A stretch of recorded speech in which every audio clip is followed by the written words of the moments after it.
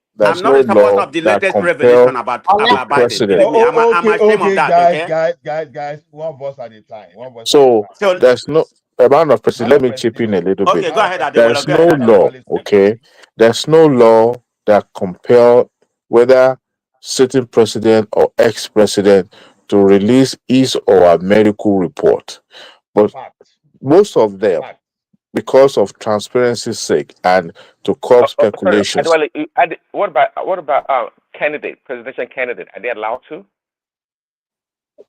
See, anything that is medical report, okay, there's no law that mandate president. Exactly, and I agree There's with no you. law. I agree with you. But all of them want to do right by the public by being transparent, but it's always about half transparency. We know for a fact that Biden had Parkinson. Biden had Parkinson even when he was a president and he was using medication. Wow. But here's the thing. All these presidents, they all have one ailment or the other. But if you Stop. put that in Trump the is perfect. public, it will Trump is perfect. jeopardize your political moves. So most of them will always do what? They withhold what they need to withhold and release what they want to release. There's no reason or point replicating Hey, that in Obama Nigeria. was perfect. Obama was Look, perfect. Obama was elected at what age? 47. It doesn't So matter. We just talk about it. at 47. We just But the talking point about the is that individual. the point I'm Talking about trying the to make individual. is this. Hold on. One of Prestige is the one proposing that such should be replicated in Nigeria. And I'm saying that it shouldn't because medical is personal. Because you are holding public office does not mean that your medical has to be Can I in ask the a public question? sphere. Do you know Yeah. why when a president can be impeached in America here? You know Oh, what? yeah, the cabinet member can come if he's been investigated and certified that he is incapable. So Incapable what's the means definition it of can't. incapable? Go on. Of course, number one, the cabinet member is the one that sees the president at the close proximity. So they can ascertain, and then even if they can't even summon the medical director to present his medical record. So they have to use evidence that they could see around to present to the Congress and pass a vote of no confidence on the president. And So what is this? On what basis? What could be the basis? perhaps maybe he has gone insane, he's acting strangely, and he's incapable. Then the Congress can now decided, okay, they are going to do their own due So diligence. there you have it. There you have it. That But before you get to that stage, before you get to that stage, Remy, hold on. Please, let's go back to Larry. They have deviated from the topic entirely. It is unnecessary. Please. Okay. Thank you, Remy, for calling attention. Okay, Larry, let's go back to you. No, let them finish. So I thought it's still my turn. I'm not finished now. I'm even here before you. No. Remy, apologize. I think Man of Prestige is right. I gave him the floor. Let me finish now, but I'm not going to be. I'm not. Before him. Okay, Remy, I'm done already. Just a minute, okay? Remy, just a minute. I be leaving. I'm going to be listening. I just wanted to finish. The only thing I come in, not even about this Biden, shenanigan, but like I was saying, it's very, it's a very damning information that just came out yesterday or today, Yeah, they have been hiding it, but I think the point I was trying to make, physical, before you come in, like you said, it's not mandatory, but they do it for transparent purpose. But the only thing I came in is because of Nigeria, the borrowing and what we have, like I said, I supported what Larry said. That's my only, information. If we look at America right now, their GDP to debt ratio, because every money, the revenue we get in America is, is $1 to $100 to $1.30. So we have more debt, $1.30 to $1. So we are bringing in $1 and have a debt of 100. Round it up. You said all these things. So round up so that Madam Sita can. Okay. So in my final analysis, Nigeria need to be more fiscal conservative, and utilize the money they borrow, and we should be more productive, not just borrowing money is not a bad thing. That's my point I'm trying to make. Thank you. Okay, thank you. Madam Zita, are you there? If you are there, the floor is yours now. Yes, Madam, I'm here. Yeah, please take over the floor. You see, Ola, why I went to this topic that most people now don't want to talk about is that I remember what I said in 2023 election vividly. And most people on this platform denied knowing about it. When they were requesting that Tinubu's leg was shaking, his mouth was falling, he has hook here, he has tie here, they put him something, hey, see his hands. They were taking all manner of pictures. I told a story of an American president. I said they don't. And I gave reasons why they don't. Because it will dampen the the motivation of the citizens of the nation, because he is the commander-in-chief. And if there is anything America is interested in, is protecting their country. Forget all this jaga jaga jaga they're talking. And I said, that man oppression, he has cancer of the throat. They have to take him to the high sea. Everything was taken into the ocean. That was where they did that surgery. And after that surgery, they took it. I had a documentary on it. He has a signature mustache. They make sure that after everything, through his nose, everything that they make sure, that signature mustache remains intact so that Americans will not know. The journalists that knows it about that thing, go and read it, was banned from being a journalist in the United States. They abused me on this platform, called me all manner of names. And as God will have it, this one is recent. So it's not that. Madam No, Zita, what's the name of the journalist? Will you stop making up things? Tell me the name of the journalist so they I have can find out. started again. Why would I be the one to tell you the name of the journalist? Do your own research. I always say this in this platform. When I say something you don't believe me, don't ask me to continue giving you the facts. Because if you don't believe me at the first saying, I don't think you will believe me if I give you the facts, the name. So go look for the name, go look for the story, go look for the name. Let me continue with what I'm saying. Now, this particular one is very recent. And when that thing started, the journalists in the United States that tried to put it out that something was wrong, they called them that they were pushing deep fake. Go and study how somebody who has third degree prostate cancer, how the person behaves. Not to talk of the fourth degree, which I think he is now. And those signs were all there at that time, and they were calling it deep fake. They sat on it, they know the truth, they saw what was happening. He was diagnosed then, everything was clear. They sat and covered it. Hold on. I gotta correct Madam Zita, okay? You know, they have never categorized it. They never say fourth or third. They just said aggressive. So don't be making up things. Which one is aggressive now? Aggressive is aggressive. It's not categorized whether it's fourth or third. So you're making up that category. Hold on.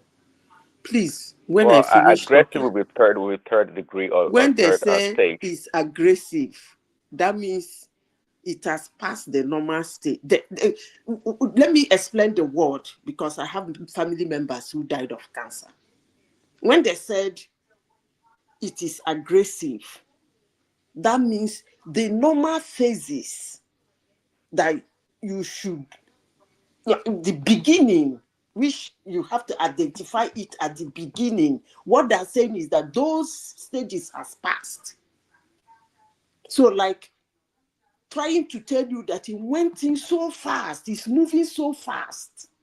That's what they mean by aggressive. And That what the stage thing is is that? spreading so fast. That's the word. When they use the word in cancer, aggressive, all they mean is that it's What spreading so stage would that be? fast. But I don't really think that word aggressive should come in. That word aggressive is cover up. You Because think the it's terminal? science, yes, that word aggressive is to make So it like stage sound that 4. they saw it now, and by the time they notice it, it's already gone far. But that's not the truth. It's been there all along. So now I don't even bother about that. I don't care. What I'm trying to say is that I'm trying to come with myself that it is not necessary, just like the last speaker said, for them to bring out their health. Number one, it is personal. Number two, it will dampen the spirit of the people following them, the people who believe in them. More especially if they have won the election already and they're sitting down there. I made mention of JF Kennedy. His own, sometimes he will be there for like 2-3 days. He cannot perform as a president because the pain is unbearable. But they kept it. You don't throw those things out in the public. I am not saying, nobody should get me wrong. I am not saying that they should have thrown Joe Biden's health in the public. No. That's not what I'm saying. I am trying to correct some impressions people have about people vying for offices or people who are sitting in position of command. Quickly. Do you think You don't tell their followers their health situation. Do you think they stopped Biden from running the second time around because of his medical record, or you think it was because of something else? You see, when it comes to that, it's for them to decide. It's left for them to decide. If he goes in there and dies in a second, they have the money to run another election. That is not my business. I'm just trying to correct an impression Nigerians have been fanning. They should stop. I had that same issue when Buhari was sick. They should stop. And for your information, they too are humans. If you can be sick in an office and your boss or your company gives you time to go and recover and recruit, they too should be given time to recover and recruit. Not calling the person to come and resume or resign. That is inhumane and it's not necessary. That is all I have to say. I'm just trying to correct some impression Nigerians have. It's not necessary. In Nigeria, over 2 million people, according to record, is looking up to that man. In the United States, over 300 million people are looking over to that man for security, for safety. And you say they should tell them that he's sick, he's weak, his leg cannot move. Who does that? I don't get it. But it is what it is. I rest my case. Okay. Okay. We hasn't spoken. I think it's going to be me now. Okay, please go ahead. So what should I, because I don't know, everybody is just floating from left to right, not to south. So what exactly should I talk about now? How can it be you, Remy? Remy is me. You just showed up just now. You What do you want mean, Joshua? I've been here before you. Remy, it's not your turn. It's my turn. I'm glad people are now saying. I'm here. Okay, let Ola say something. I'm here before. It's not your turn, Remy. Kenny, we've called you today. It's like you were not available. Remy, I was sleeping. One man called. Don't worry. One man called. So let Remy speak now. Then after Remy, it's not Remy's turn. It's okay. Yeah, okay, it's fine. She's just cracking a joke. First and foremost, I think if you're a leader of any country, with the level of work you have to do, it should be my turn, right? It should not be my turn. Come on, Prince Daddy, man. Okay, go ahead, Remy. Let me go ahead.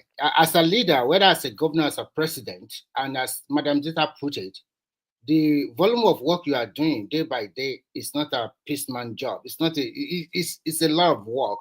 And we are talking about men that are over 60 that are leaders of your country, of any country in the world. It takes a toll, man. Even if you're a young man of 30 or 40 and you are working normal shift of 8 hours a day, it also takes a toll. Talk less of a president that have to put a lot of things on his head. And you know that a lot of people are there. I mean, a lot of people are wishing it performed very well. And then you just come here and then you be trying to say America does this, America does that. And people live in America too. And we have known that most American presidents, if you put them line by line, you see that they have more older men to be their president, 70s, even 80s. And I made an example of Nigeria. For you to be a president in Nigeria, no matter what happens, you should be above, at least above 50. Because this is my own little research. I discovered that most Nigeria will want to see what have you done before. Not just taking you from nowhere and just then you become president. They want to see, have you been a local government chairman? Have you been a Senate? Have you been in the Senate? Have you been a governor? so that we can, that is what we can use to judge you before we put you into the number one position of the country. So that is why some people like Shower, they're having that problem. The reason why some people will say, Obi, let's vote for him because he has been a governor for 8 years, whether bad or wrong, or whether good or bad. The same thing with Tinubu and the rest. So when you now just oppose all of this together, you are having an average age of about 50 to 55 to be an average from 55 upward to be your president. And as Nigerian, when you put it to the ungentleman agreement between the North and South, that one can push you to about 60s. So by the time you get there, your first time you're already clocking 70 if you are lucky. So, and then the volume of what you are doing, and I don't see why anybody should be talking about they should release their medical record to the public. No, they are private citizens like you are and the other people here. So I think, and they are not God. They also do a lot of stuff with mental work every day and night. Look at Obama after his presidency. Look at what he turns to. Are you telling me if you see Obama today, do you think that guy is healthy? He will be nursing one problem or the other. But that is just aside. I think as our democracies continue to develop, these are just hearsay. We shouldn't even deliberate on it at all. So even when Obama was in the office, he wasn't 100% fit. Remy, He's not fit. Remy, I see your point, but if you go, obviously, if you're a private citizen, that is fine.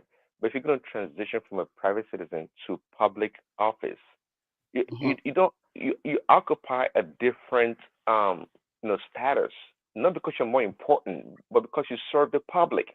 The public needs to know more about you. Don't you think if most of them are making their medical record public, do you think your Trump will be there? No, never. Why not? The guy's been there for around for 10 years. What have you heard about him?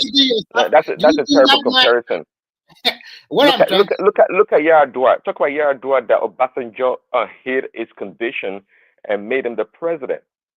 Okay, when that happens in a country like Nigeria, it's a waste of resources. It's a waste of a lot of things. Do you know that and nobody knows the Remy, yeah.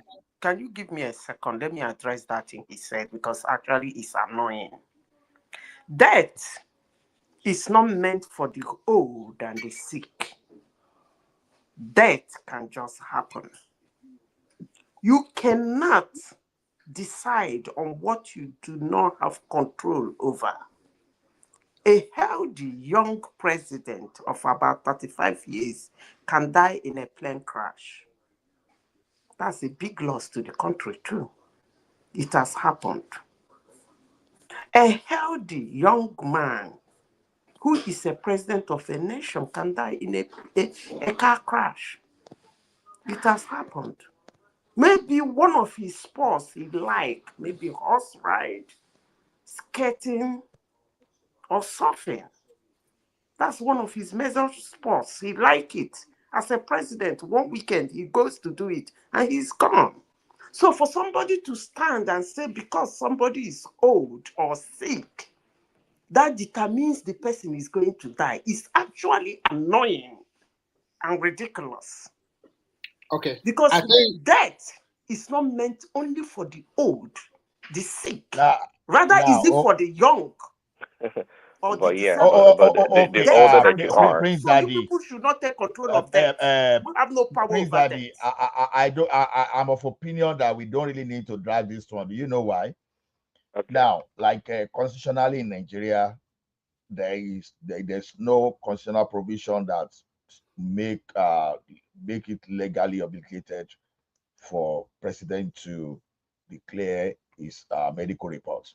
It's not, even in America too. There's what you call, maybe you call it EPA or HPPA, whatever you call it, for your HIPAA protection. You understand? It's just like any American. So your medical record are supposed to be private, not for public consumption. It's your law. So it's not even, so there's a law even prohibiting people to just come out and make your medical reports public. So why do we want to encourage breaking the law just because someone is the president?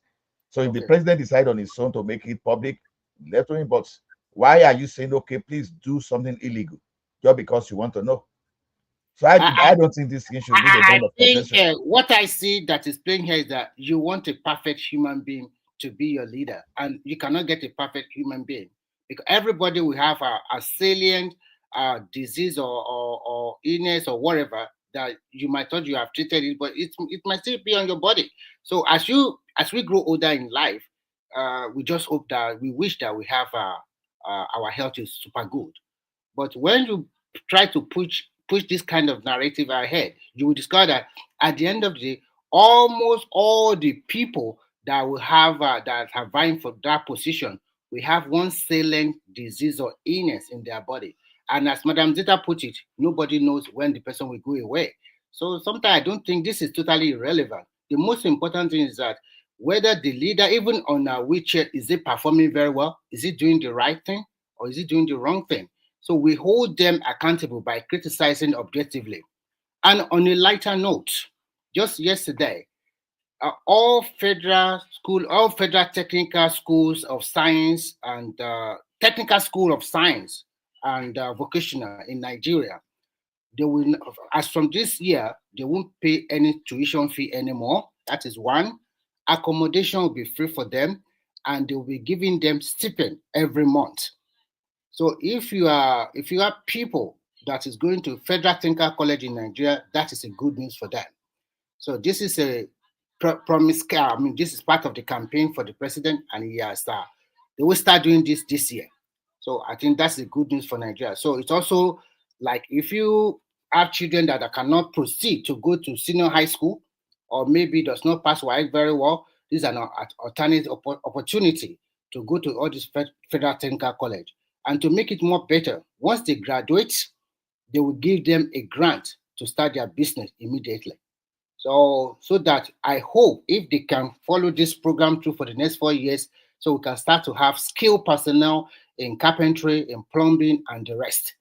So finally, Remy, are you giving us accurate news? Are you giving us TVC news? If you have contrary to that one, can you tell me?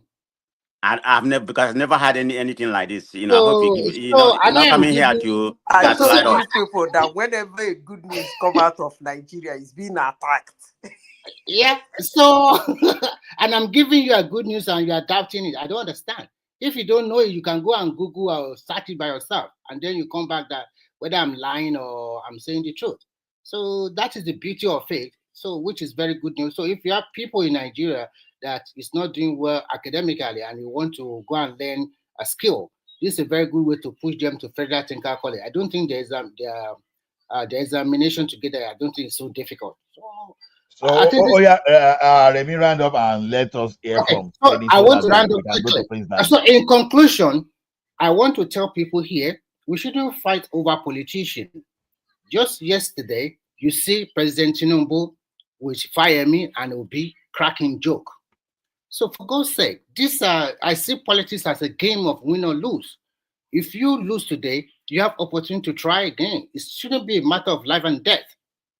So I don't know why we want to die because of one man. No, you have to look at what you can benefit from any government of the day that can make you prosper in your life. So whether it's Obi, Tinubu, or Atiku, or Showore, or anybody, or maybe even Ola, or whatever, or Madam Zita will become the president of the country in the future, government is a continuum, and they will bring out their policy. You have to look at the policy yourself. Which one will benefit your life? And like what we say, all fingers are not equal. Look at the one that will prosper your life and you move on. Thank you. What are you talking about? I won't vote for Madam Zita now. I win. Oh, man of prestige, thank you. Remy, that's okay. Remy, that's okay. Kenny, you have something to speak. Everybody hold on, please. Everybody hold on. Everybody hold on. Kenny, if you have something to say it before then. After you, it's going to be Prince Daddy.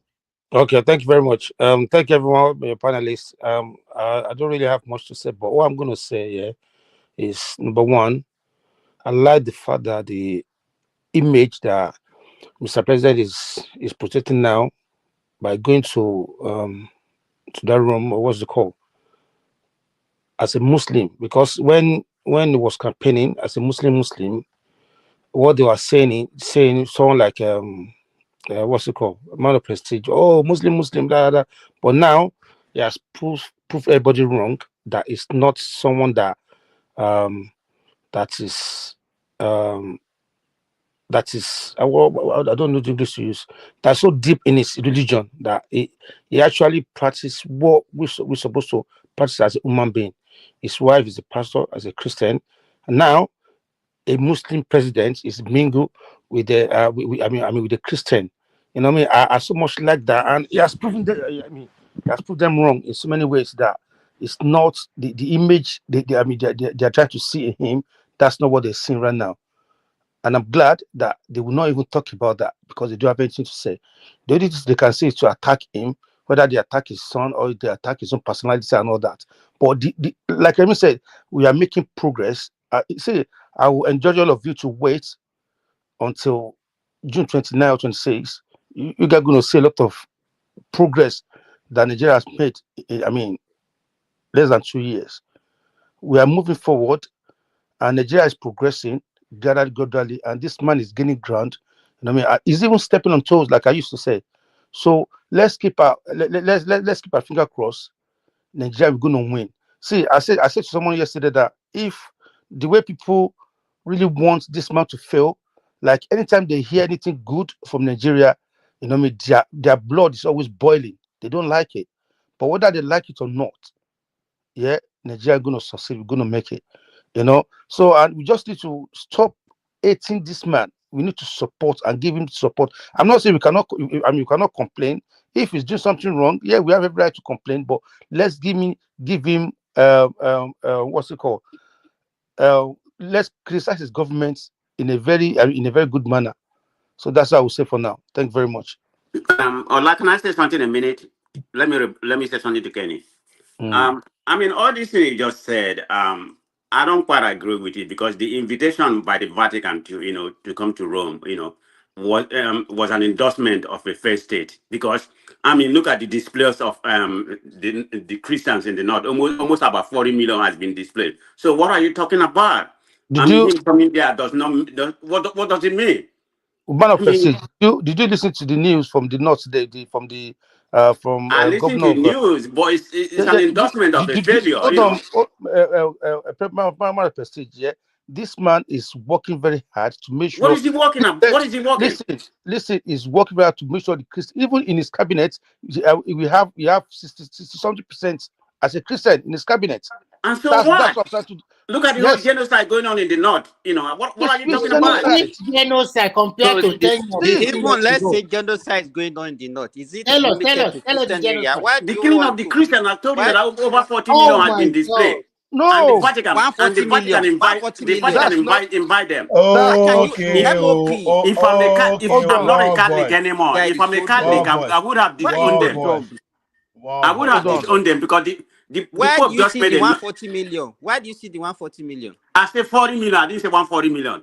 40 million of Christians that has been displaced. And poverty at the highest level. Can I go on and on?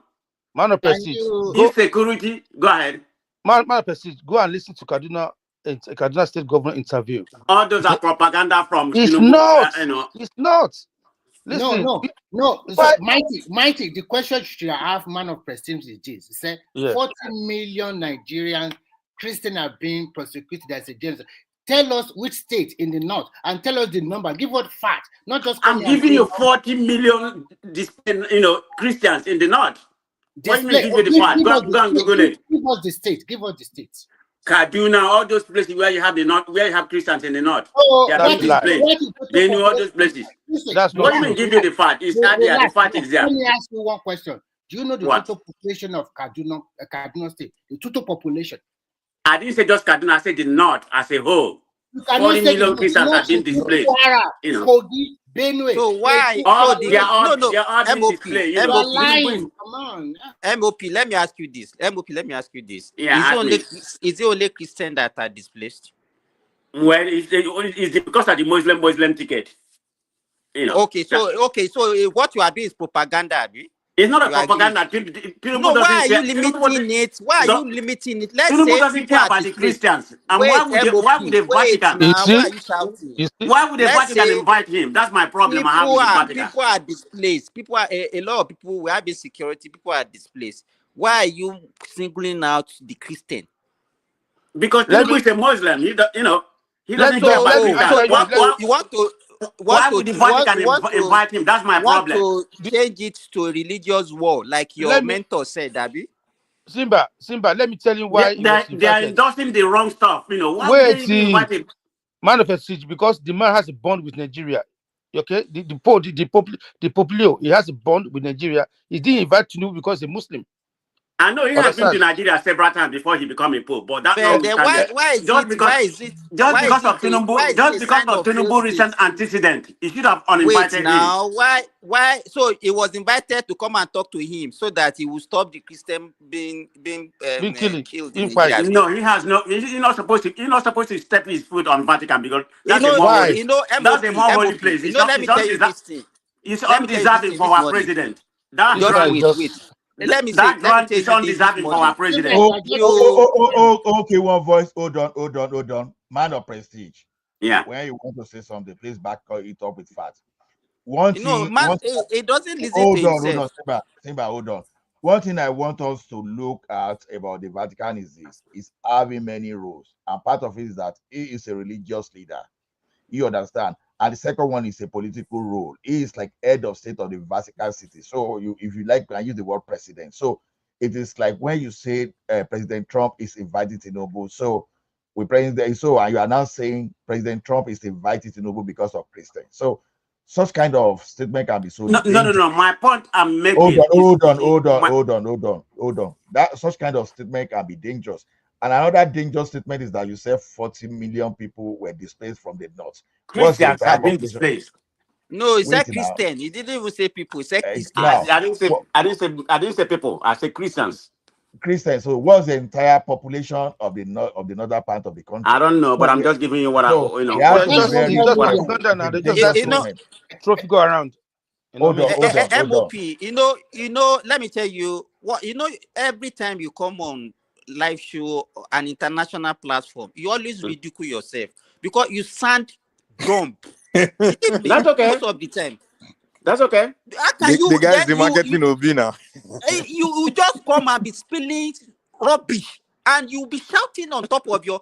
Do you normally listen to yourself? I'm listening to myself and I'm giving you the fact. Which fact? So many times. It's whether you like it or you don't like it, I mean, you take it, I mean, I'm so upset for the Vatican I noticed such a something holy. these days. You have to go and check yourself. Believe me, you are getting a lot. I don't even know what come over you. Such a holy place. But you are happy. But Simba, hold on. But you are happy that Obi is there. You're happy there'll be Obi is there. Obi is a Christian. He's a man of deep faith. You just show yourself. Obi is a man of deep faith with integrity. Yeah, he's supposed to be there. So MOP, all other Christians in Nigeria, they are not Catholic, they are not Christian, right? No. It's not about other Christians. It's about Tinubu, our president. Just answer. We are not talking about the president. Obi is a Catholic, and he was there. And people like Adepoye, all of them, they are not Christian because they are not Catholic, right? See, the propaganda you are playing here is not good. And people are telling you what you are doing is unfair. You said 40 million people. It's always lying. I said 40 million Christians being displaced. How many Christians are in the north? Majority of the Christians are in the south. I don't think you have 40 million Christians in the north. That's half of the northern population, more than half of the north population. How can 40 million? What is the population of all the north? They cannot be more than 120 or 130 million people. So 40 million are displaced and they are just in a refugee place, or what do you call them? So 40 million, that's the total population of 10 European countries. How can Nigeria be 120? How can that's the entire population of the southeast now. 40 million. What they are missing is this: we have south, they have the population, southeast, their population, southwest, we have the population, north central. So let me tell you something, such kind of statistics, even if you were told, is a dangerous. Hey, because he doesn't know now. That's why I said man of his own. He You No, don't no, just say no. about wants My to this point, come one. my and point I'm rant trying to make, out. the invitation of our president there, is a disturbing endorsement. I It's a hope the It failure. doesn't children are stop not listening anything. to you. It's a Because good thing for you to be invited to what's so that good place about it? What is so good because about it? it shows how diverse we are in our religion. You What understand? kind of diversity does that show? If you What kind cannot of see, you cannot diversity see. does that show? So because he's a Muslim president now, you only want him to be invited to Saudi Arabia or to Qatar. It's not about being a Is that what you're it's saying? not about being Is a that what you're Muslim. It's saying? not about being a Muslim. It's the He's a atrocity that he president let happen. for everybody. It's the For God's atrocity sake. that he has let happen in Okay, this country. okay, man of prestige, hold on, man of prestige, hold on. So, Vice President of United States of America going to Pope Vatican City is a dangerous trend. Canada Prime Minister attending that place too is a danger. So it's just because of what is happening in Canada. Then Australia Prime Minister in attendance there too is one of those things. Guy. Well, Then Vice President going over calm there. down. Vice President is not endorsing the prosecution of. It's not Wait, endorsing the guy, prosecution with of Canadian other Prime religions. Minister. But Wait, our Canadian president Prime. is endorsing it. Calm That's my down, problem. You should be ashamed of yourself for saying what as a man of prestige. Canadian Honestly. Prime Minister went to that place. Then Australian Prime Minister went to that place. So they are among popular people that attended that. So at least Canada is mostly Christian. Then you may want to say Australia too, probably mostly Christian. So what are the disturbing events there that made people Okay. Let me divided? tell you, I'm more concerned. I'm more ashamed of the Vatican because the Vatican gesture, it's nothing but misguided. They are rewarding complicity. Silence in the face of atrocity happening in Nigeria. That's my problem. Man of prestige, you keep losing your credibility every single time you speak on this I'm not platform. losing my I credibility. lie. I mean, Honestly, how can you I say just because hope your children are not listening to you. what you my know what I mean? children? It's not. Oh, guys, I'm in, hey, guys, I'm in hold my on. Everybody, hold on. I'm Everybody, in hold my on. mind Hey, cave. Nobody's gonna hear me. everybody, hold on, including human or prestige. The thing is this: please don't let us take it personal. I If know. someone is giving misleading facts, let's just take that issue. Don't let us make it personal, like a family or whatever. Please, I'm begging of you. No. Can We're not go even ahead. talking about family. What I'm saying is, how can you be saying because the Vatican invites President Tinubu because he's a Muslim, that is a disgrace to them? It's not. You should be seen beyond your beyond your lens. Honestly, If you I have shouldn't the be talking this authority, way. I will. If I have the authority, I will write to them. Like I said, it's a misguided gesture. Okay, I'm saying it right Honestly, now because they are I don't complicit. think Tinubu, all of them should have been going to that place, man. No, Obi How can should you? go. Obi should go because he's a man of. I think they are all foolish for going because first of all, it was the Catholic Church that started transatlantic slave trade, and all of their ancestors were all taken as slaves to the New World. So, I think We are Obi is talking even about the worse. The fact present. that Obi is even a Catholic. Why are you a Catholic when the same Catholic Church, the one that came to pick your ancestors and ship them? In fact, We're not even close to that. the slave We're not ship they even sent, close to that they come But far. and you are pick going your back to people. history. We are not about history We're lecturing not here. close to We are that. about the We're not facts. going past that. So You why can't you forget about why you history. guys How going can to you the forget Vatican to about go and do history? what? Mike, To go and collect money? Mike, why do you drive joy in exposing the weakness of your ancestors?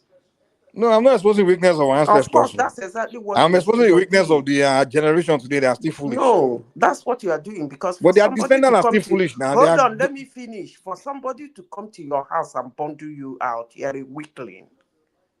Are you not ashamed of that? No, my ancestors were not captured, though.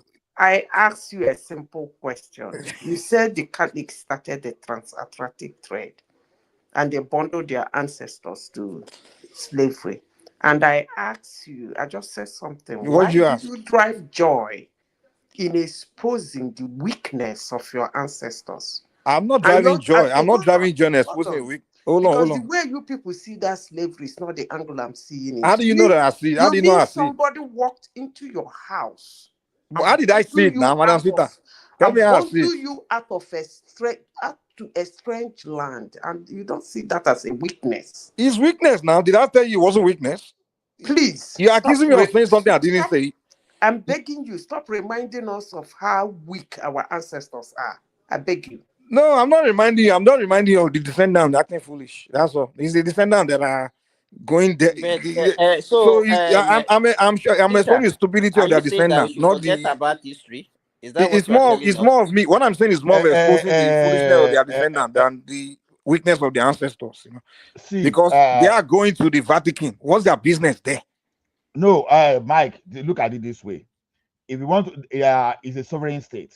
You understand? And the Vatican, the Pope is like the head of state there. So, The head of who? So It's the a Pope is the country head of the now. It's a Vatican. country now. The It's a Vatican is sovereign a state. country on its own.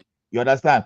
So it's just like you are saying, why do we have relationship with United Kingdom? Because United Kingdom are more culpable than whatever we want to allocate. No, to relationship. Vatican. Okay, you are talking about diplomatic relationship, trade, all those things. Yeah, This it's is not part where of they are there diplomatic for. If mission. they were there for business or Wait. something, trade or anything, that we understand. But they went there to celebrate the because you don't understand what the diplomatic. Vatican is. If you So understand that the Vatican, they are ripping you off, man. Let me finish. Because every time we come here, we throw out wrong information for people who do not do their research. Vatican is the smallest country on earth, and their president is the Pope. Do you know So the Vatican make their money? Hold on, let me finish. Don't interrupt me. And then we invited them for his inauguration. Please, can someone understand that? I understand it now, but let me give you my own perspective. Presidents of countries were invited for the inauguration of the Pope, who technically is the president of Vatican. Okay. But so how does that change the price of Gary? Hold on. Let me tell you something, man. Do you know how the Vatican make their money? All the Catholic churches all over the world, including Nigeria, their donations, they send it to the Vatican. It's So not the main, once the Vatican send it to Nigeria, it's not the subject in the. Your Catholic church, all their donation they collect, they send it to the Vatican. That's why the Vatican is so rich. The same thing. Mike, what Zita is telling you that you should not see it from the prism of being a church, see it from the prism of being a country. The Vatican is not really a country that's doing trades, anything like that. They just call it a country, but it's like Italy. That's what it is. So it's not a country where you are trading with, and even if it's a country, what? So which country is the smallest country? Hold on, what are we trading with the Vatican? Which country is the smallest country on earth? Hold on, I don't care. Ask you a simple question. What are we?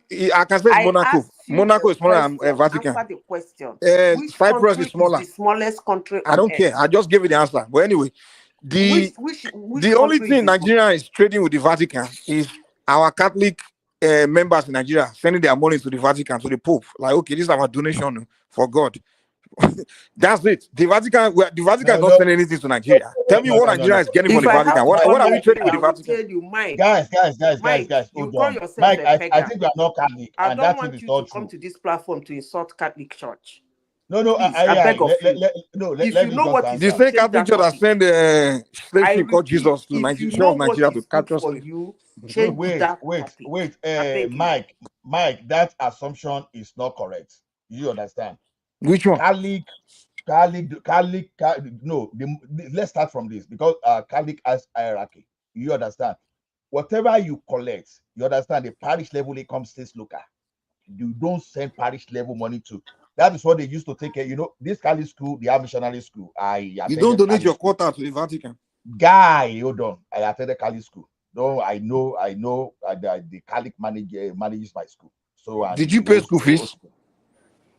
Guy, I attended Catholic school.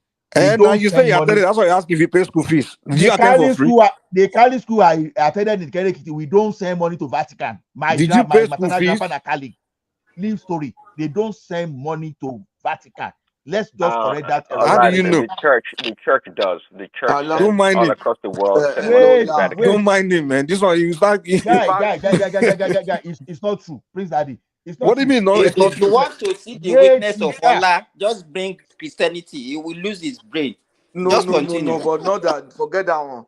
The parishes, you don't have to insult when we are talking of this thing. Someone is giving misleading information and we are correcting, and you are bringing sentiment. The parishes send money to Vatican. There's what they call Peter Pence, just a small donation.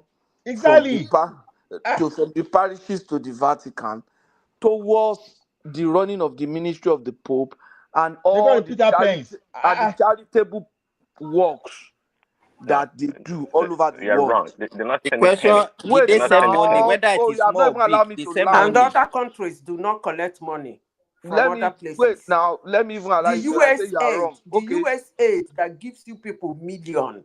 And what about that?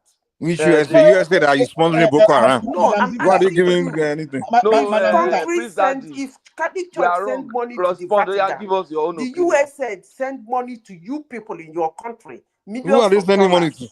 dollars. So what Madam did you Zita, do with it? Madam Zita, it's not even I've the told you point. people to change this topic. It's just I the don't like the dangerous. idea of coming to a It's platform just the to dangerous. insult people's religion. It's No, not Madam going down AI, please well. hold on. No one Madam is AI, please insulting hold any on. religion. Now we're just pointing out the facts. Madam I don't Zita, know why please hold Africa would on. like to run away from. Mike, please hold on. You see, one thing is this: dangerous, misleading, and misrepresentation is what. As long as I'm here, I don't want it just to be propagated there. Cali, they have what they say, like Patrick said, they call it Peter's Pence, and it's a yearly thing that they do on June 29. They call it Feast of Saint Feast of Saint Peter and Paul. That is when you give a donation, You and give it's a a shameful token. one. It's not a must.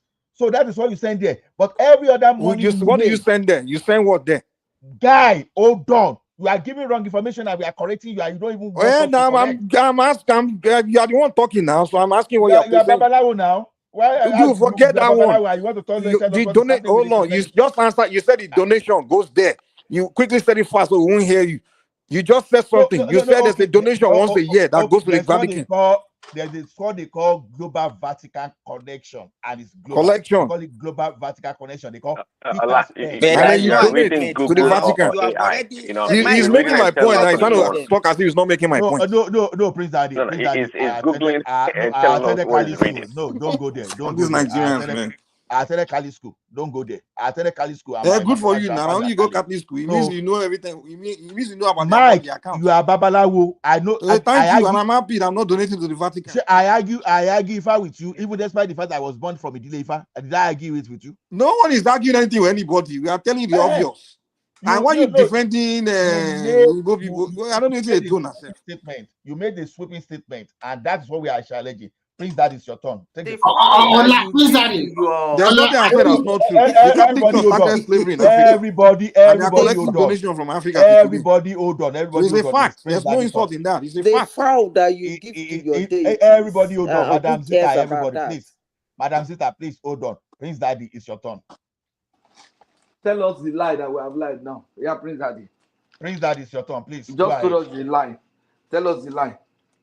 Okay, I didn't say you lied, but I was No, you saying said that it's a lie. That was when I was talking. You hold said on. it's a You lie. got I were never just like accused you. hold on, just like you I googled. wouldn't cook I it. also I googled, wouldn't and cook what it. you read, can I talk? No, I wouldn't cook it. You said it's a lie. No. See, I can begin to prove.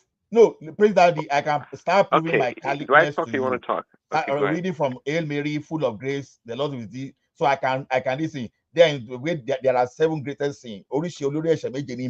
You understand? I will list everything to you. So when we say Catholic, I attended Catholic school. You understand? So I know exactly what I'm saying. Attended Catholic What does that one? Even me say I went to Catholic school. Talk I now? don't know what missionary school. Hold on. Because you attended Catholic school doesn't mean you had the knowledge of how Catholic administration works. I mean, I don't understand Okay. that. Well, okay, I don't hear you. Just take your floor. But here's the point, though. Listen, again, Patoski was googling stuff and telling us like it's I a profession wasn't in googling. I was Catholicism. telling you something. But here's the He point, though. didn't even Listen, allow me to land. He says it's a lie. I mean, no. we can't be The talking lie like that. that We the should Catholic respect Church does not ourselves. get money Yes. from the churches. That's what I was I trying to said the say. Catholic Church send money to Vatican. Yes, and he says And I Peter was Pence or midway whatever you and you call it. said it's a lie. No, I did. You are right. That's Because I what did you agree. said now. I didn't cook Hold it. on.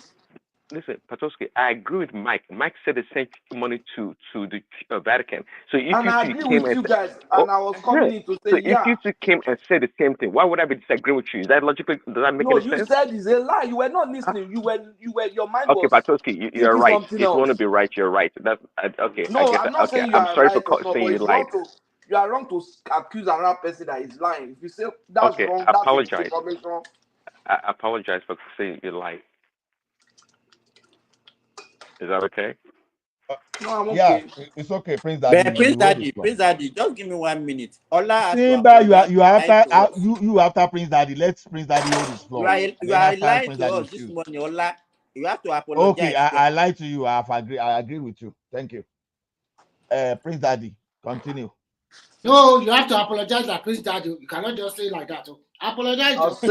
I'll send Crown Prince to you now. No, Remy, you say you want me to apologize for what? Prince See, Daddy, you you. know, see, as you know, the American Catholic No, Remy, I organization. didn't lie. I said I don't want sweeping statement to be made, so I started breaking it down how it is done because it's like as if every money made at Catholic Church Sure, is Simba not is sent to another person Vatican that is City. supposed. Simba is another person that is supposed to apologize. You understand? How You were can you say saying, when somebody hear Prince Daddy Christianity, said I'm he googling, loses and I his said brain? okay, if that make you sleep very well, no problem. I Google. I Simba, don't have problem with googling. you must apologize. Simba, you must apologize. You must apologize. Simba, are you hearing me? I can't hear you. You must apologize. Agidipo fún bàbá How yẹn can jàre, you ẹ fi say bàbá that yẹn lẹ̀. somebody, the moment he hears about Christianity, he loses his brain? Don't That's mind him. sensitive now. Bàbá arúgbó ni. He's Baba Simba, happy. Arugbo don't does not mean that apologize. you. Do not apologize. So. Remy, Apology is not in apologize. your dictionary. Kí ló ṣe ẹ́ lónìí? A máa rí ẹ lọ́sàn-án.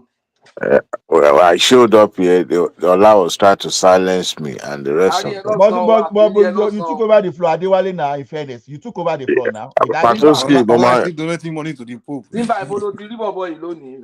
Okay, the thing is this. Prince Daddy, please take your floor. If you are not taking the floor, then let Simba go ahead. So then after Simba, then we go to Mike. Ìgbà wo ni Simba dé tó wà jọba ní one man show? See, every time I try to talk, Adewale would talk, Allah would talk, Patrick, everybody talks. You guys don't allow me, you know. Now, can I Then talk? I've given you the floor now. Talk. Prince Daddy, talk. Okay. There's nothing you want to say I've already anything anymore, apologized guy. to Patoski for saying it's a lie. That's okay. I think we're over that. You But don't I was need trying to that. make a point. I was Dan, trying to just make a point continue. also that Don't mind Prince Patosi. Daddy, what maybe you other Simba? countries don't send a lot of money to the Catholic to the Vatican, but the American Catholic organization, that's where the bulk of the money comes from. And there's no other person that I'm not a Catholic, but I would listen to Steve Bannon, a Catholic, and spends a lot of time on Vatican issues. So if he says that the American Catholic churches send a lot of money, not just pennies, to the Vatican, I believe him because the Vatican is a big organization. They need a lot of money to operate. So don't tell me that 20 cents from Nicaragua or Costa Rica is what they're living on. That's a big lie. A big lie. Okay, they get a lot of money from some other places. It's an institution, and it's a No, powerful they have institution at that. investments now. They have investments now. Do you know Yeah, they own a lot of assets globally, billions of dollars of assets, if not trillions of dollars I of agree. Yeah, assets globally. So they make money from all those things now. They so have I schools, agree. they have So, yeah. but those assets did they come down from heaven? Of course not. How did the Catholic No, some of them were acquired. Some of them were acquired by donation. Some of them were acquired during invocation, during war, during all those times. You know, Okay, the Catholic Church, their hands is not that clean, anyways. at all, They, at all, uh-huh, at all. so they acquired a lot of the wealth also from different means, but Yeah. they also need cash. So the cash comes from mainly from America. So, but that's Oh, okay. I God don't want to. Pentecostal. God Pentecostal, always full of moral guard trying to say someone is not. You should, the movement you are following, are they also righteous? Are they a saint or something? I don't want to. You're a devil worshiper. How would you know?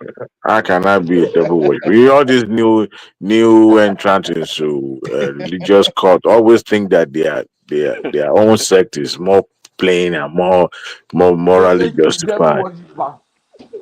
Devil worshiper only. How many reverend Wọ́n ní father kò or gbọ́ bishop do èṣù. you see living ostentatious lifestyle? How many of them? Yeah, well, you don't know. Reverend You Father don't know T.D. how they live in Jakes. the Vatican. Reverend fathers, you see, they Reverend adopted Father this T.D. Jakes. spirit. Reverend Father T.D. Jakes. This And long. and Those are the Cardinal Creflo Dollars. That's the kind of people You are not allowing Prince Daddy to speak, because because Okay, conservative all things I was are the gonna best say, of money see, now. no, I'm not talking down on any religious institution at You all. just did. You just No, did. why saying the truth doesn't mean I'm talking down on them. I particularly agree with me. If you know the shitty business of the Absolutely, Catholic Church, absolutely. if you know that shitty business, okay, you won't be You talking. say if But you anyway, don't have any good thing to say about people, don't say anything at all. No, how do they get those assets? Actually, if you want It's to, a contribution. I mean, do you know no, how not just many contribution. They were Obi taking alone, assets Obi that has Catholic were donated yeah. at least 20 million Catholic naira. Church worldwide? they've pillaged and no. Anyway, let's not. Talk, yeah, you're right. Let's not talk bad about the Catholic Church. They're fine people. I love the Catholic people. Um, but anyways, what we're talking about? So earlier, Russian man was just talking a lot, and it's quite clear every time Russian man talks a lot, he exposes himself. He's not that versed in the economics, He's against borrowing, and he's concerned about um Nigeria generating all its money internally to spend and then have to borrow. Well, America has a lot of resources also, a lot of resources. Even the largest deposit of maybe energy in the world, actually, America has it. So why does America borrow if they have all this wealth, all these natural resources? So it's beyond that. You borrow for certain reasons to grow your economy. The goal is that you want to borrow to grow your economy and be prosperous, create jobs, economic activities. That's the reason why countries borrow. But I do agree with him. I mean, if he wants to talk about corruption, that's another thing. Nigeria's corrupt as much as other nations. So if they borrow the money, don't use the money for the right things. Yes, it just goes to waste, and they will continue to borrow to fund their largesse. I mean, it's a reality. But countries need to borrow. They need to borrow. On the issue about Tinubu being the highest borrower, that I don't know. But I think aloud somebody read the statistics that it may be incorrect actually that all the borrowings did not come under Tinubu. It's accumulated borrowing, and Tinubu, for all we know, may have paid back some of uh, the backlogs, especially that of the trying to clear the dual exchange currency backlog. I think he did that and some other debt. So the man is trying. He is doing his best. Um, quickly on the issue of Biden's situation. Well, we the Christian community, we pray for Biden. We're not trying to make jest or make light of his condition or situation. That not at all. But remember, the issues is more centered around not so much Biden himself, but more around the media, the American media. I'm talking about the corrupt liberal media, the fake news institution. That's the big problem. This joker they call Jake Tapper. He works with CNN. You guys probably know him. Jake Tapper's name. He just wrote a book, and I guess with somebody else, was claiming that the Biden administration they hid a lot of stuff from them, um, which is kind of a joke because this guy during Biden's administration was the one defending Biden when Biden's condition was quite obvious. You don't have to be a doctor or a medical professional to be able to call certain things out. But every time people, visually observe Biden's condition and they make note of it, they are quick to say that the people talking are not what you call they can't diagnose Biden or they're not professional medical practitioners. Therefore, they can't say stuff, which is ridiculous and stupid. But in hindsight, now it shows how dumb they are. By the way, unlike a lot of people, I don't even call them dumb. They're not dumb. They're just crafty and wicked because they know what they were telling the American people was a lie and the rest of the world. They just chose to take that narrative and run with it. They're not stupid. They know what they were doing. And I dare he write a book and and um and trying to pretend that he had no clue about what was going on when we all talked about it. Even before Biden uh, took office in his first term, we all saw Biden's medical um, degeneration. We all saw that. his cognitive ability was declining, maybe not as fast as it did later in his administration, but we could tell, the guy was incoherent. I mean, Madam Zita said earlier, the guy fell down 4 times publicly that we know. What about what happened in private? We don't know that. And all of a sudden, they're announcing to us that the guy has aggressive, aggressive, um, what you call prostate cancer, like it happened overnight. And as usual, rational mind will come to defend the indefensible, talking about something I didn't even understand. Like that, like the cancer just happened overnight. No, it's always been there. We're not saying that he disclose his medical record to everyone, but they claim transparency, like Adewale does, or they so How do transparent. you know Is it he has transparent? had But we it don't. before now? How do you know that? This is Well, assumptions. no. You, Well, the reason why Adewale is because there's something called logical deduction. he You has can nothing to present. lose by withholding the information now that he's been Go out away. I of beg, go office. away. So nothing to lose. The man almost ran the second term around. The only reason why he did not run was I because mean, men. it's not God. You don't. I mean, if God is revealing to people what will befall them in the next couple of minutes or the next few days, people won't embark on whatever journey they want to embark on. So that makes him human. He decided I wanted to serve, but if he has diagnosed and it's been established that he has a prostate cancer, if he doesn't know, he doesn't know. The news came on Friday, so But how Adewale, on earth? Adewale, let me explain something to you. If Yeah. if somebody has Please what do. they call aggressive prostate cancer, it means the thing has been there for long, not even in months. It has to be there for years. What it means is that the thing has spread all over the body. You understand what I'm saying? So because cancer has a lifespan, they have grades, and people you can put time to each grade as they develop. So it's not something that will develop. You can't have an aggressive prostate cancer that will spread all over your body within 1 month or 3 months of leaving the office.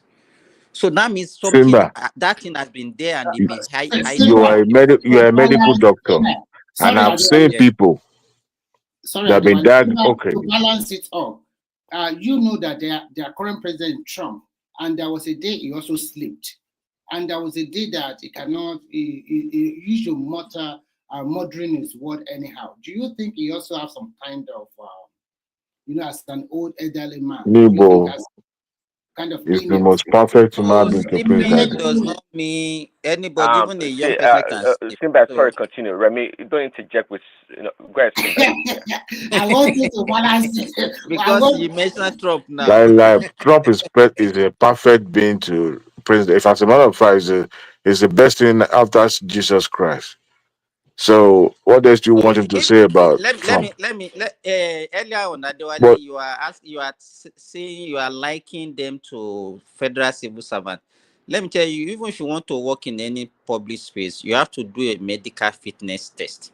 But what they usually test is not non-communicable diseases. You mark my word, they don't they check only communicable disease that you can transmit from to your fellow workers. That's thank the only you. thing. Like They will HIV not check test, your blood tuberculosis, and pressure, the rest. they will not check whether you have diabetes, they they will not do, check all those. they do all that. They don't They usually they they cannot disqualify you based no, on that. they But won't disqualify you based on that, but but just to establish the baseline. if you have a condition like hepatitis, HIV, But rest Wait, assured, you won't get that job. Prince Adewale, don't be disrespectful. When the professional is speaking, we have to accord him No, right. but Balawo the Simba, he got his own No. certificate from. I know that Uncle Simba How can can he be come here and say, disrespectful. "Oh, because it's aggressive, so that means he knows before something"? Wait. No, I I've know seen that people. Uncle Simba can disrespect anybody I know, but he's speaking from his profession. So let's accord him that. I'm challenging his Wait. assertion on this. And I we've know, seen no. people that got diagnosed with cancer that Adewale, were I not won't even deceive aware you. that they.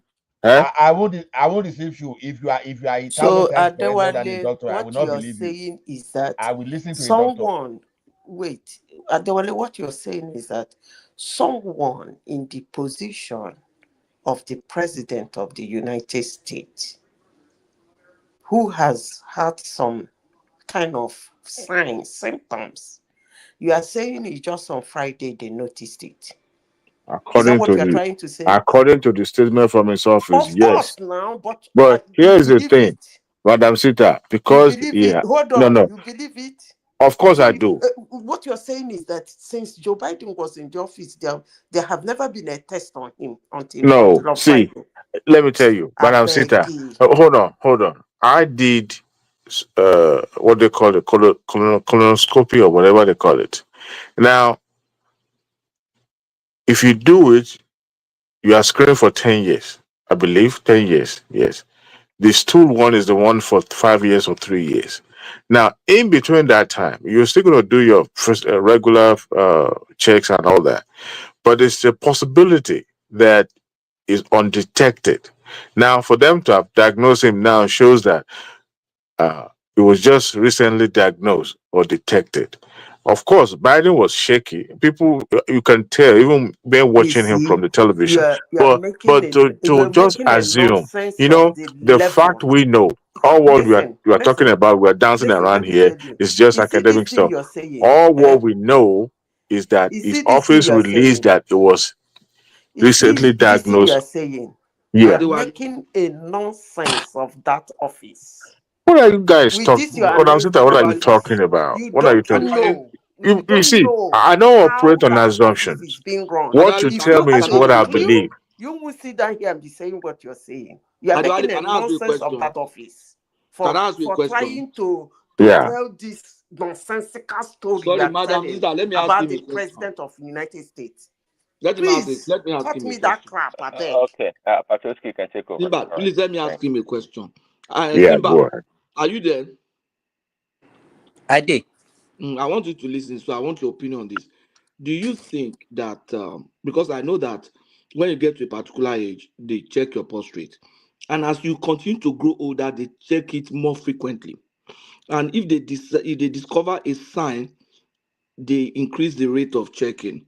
Now, do you think that somebody like of the age of maybe Joe Biden and of his office, do you think it will be a 5 year check that they'll be doing for him? That means they might not even check him throughout his term because his term is just 4 years. Do you think they are likely to be checking him more often? Or they will be Even the like, example that is given, how can you be giving colonoscopy for somebody who has a prostate cancer when it's not a colonic cancer? so that means your Uh, prostate, because I know my uh, doctors t- tell me. Prostate, what you do, you'll be doing your PSA. Anybody above 45, some people say 50. You have to be doing, if you are doing your PSA every year, you know, you can detect it earlier. So it's not about colonoscopy. And there so are some other, That means if for somebody like Biden, who is about 80 or something, they probably will be doing it almost every year. no, And don't mind for Ola is somebody in, of his I office, say Ola, is Ola that is not coming to my mouth. they, Adewale, mm, no, is he just you being guys. economical with the truth now? No, He it's not knows been what about. he's doing. It's not about being economical. Simba, you are a medical doctor. Is it possible that somebody will be you going have through admitted he's a something medical doctor and now. that particular disease will be undetected? Is it possible? Not something like not somebody in his with his status, and not So because somebody. he has the privilege, No, he wait was now. an I'm American not. Let president, me tell so you. he will be a lab Let rat. me tell you. For him to have that grade of Oh cancer. God. Wait now. Why is she? Oh God, it's not Okay, something that you did can you just. okay? Do you know about his son that had Let's hear cancer? I think it medical was a. opinion. Let's hear Huh? medical opinion first. You can talk later. Do you know Adewale. his son at the point? Was okay. Then he relapsed and went back to. Don't move To the topic to his son. We are no, talking. I'm just saying. Look, I'm not a medical doctor, Let's and start Don't with I'm make him now. and I'm Let somebody who is a don't doctor speak. downplay the seat he's no. sitting on. All what you guys are Please, treating here is doctors assumptions, visit and I that don't man operate every on week. assumptions. You What people you don't tell me observe. is what I Doctors believe. visit that man Okay. every week at the White House. No, no, it's not a lab rat. It doesn't go to the medical all the time like that. They have their timeline there where they do all those baseline and they check. But the fact is that this is somebody that is out of office. Yes, he has access to medical checks and all that. But to just assume that they've known before. They just didn't put it out there. What has it got to lose? It's no longer in the office. It doesn't have any political capital to spend anymore. So why delay? Why withholding information now? As a matter of But fact, Adewale, it just the was on the advice I give television to you to give you last 2 weeks, I go believe. and be doing your PSA every year. Go and be doing Can your I tell PSA you every year. why they have to publish it now? Why? Okay, you know one thing, Una they dey United States, una know they started in an environment. I Tell keep us saying now. this. Tell Let me us. tell you why they have to say it. If he die, they're going to tell the whole world what killed him. That's the reason. Oh, and I'm sitting a bed. Make I So go drink my tea. listen, that's saving face. Adewale, you want to give your party, That's don't say saving tea. face for him and for So his party. Because if they do not put that in, the push has been there for a long time for them to put it out. If they don't put it out and he dies, they're going to say what killed him. And people will say, so how come they did not tell us? Because cancer does not start immediately and kill you. I don't know where you got that one. I'm not a medical doctor. But I know that cancer you cannot identify it today, kill you now. Madam Sita, the same way we they use pie so that it doesn't trigger YouTube algorithm. You know they buy immediately. I don't understand this argument about a president that they didn't know it's not diagnosed. Madam Sita, Madam I'm Sita, even anyway. Please, I don't like going Madam into such Sita, argument. I beg. whether Adewale, do you Ronald believe that Reagan. politicians It's are even liars? ridiculous for Adewale to be defending this kind of No, thing now. no, No, it's not ridiculous. It because may be his the understanding. release, the time of releasing this information has not done bad in anything, whether good or bad. It's just a private citizen that decided to release this information to the public. He could choose not to release to the public. It won't hurt his library Right. or institute at all. The fact is No, that he Adewale, It will decided. hurt it. not, And it the will question hurt is his that party. the question is Yes. that we are saying that Because you people maybe they don't have seen this understand how it before. works. It Huh? will hurt him and it will hurt his party. The argument It is will that even hurt his family. It the will Alt argument hurt is in his that family for heirs. what? In future, Adewale, any of his heirs that wants to come out for any political position, this will hurt the person. Even no, it at might this not. level, it's going to I hurt It him might disagree not. with immediately. you on that one. It might not. It might not Biden hurt is them. now a private citizen. He could decide It might not every hurt of them. his aid. They have the They aid run on can't their own decide for merit. him now. They run on their own merit. So, but what we Uh are saying is that he probably have seen this when he was in office. That's what we are saying. It's not whether he disclosed now. We are saying that this thing had been there. Okay, let's even listen, assume. Let's I assume have it was read no and Adewale. read and watched interview I want about to agree. people I want to who agree with got you, diagnosed with cancer without even knowing that they had Adewale. it. Adewale. I want to agree with you that he wasn't there. But what do you think was responsible for all those things that was happening to him towards the last stage of his office? Has he been able to speak to Americans, or have they been able to disclose to America what was responsible for those reaction conditions? The way he was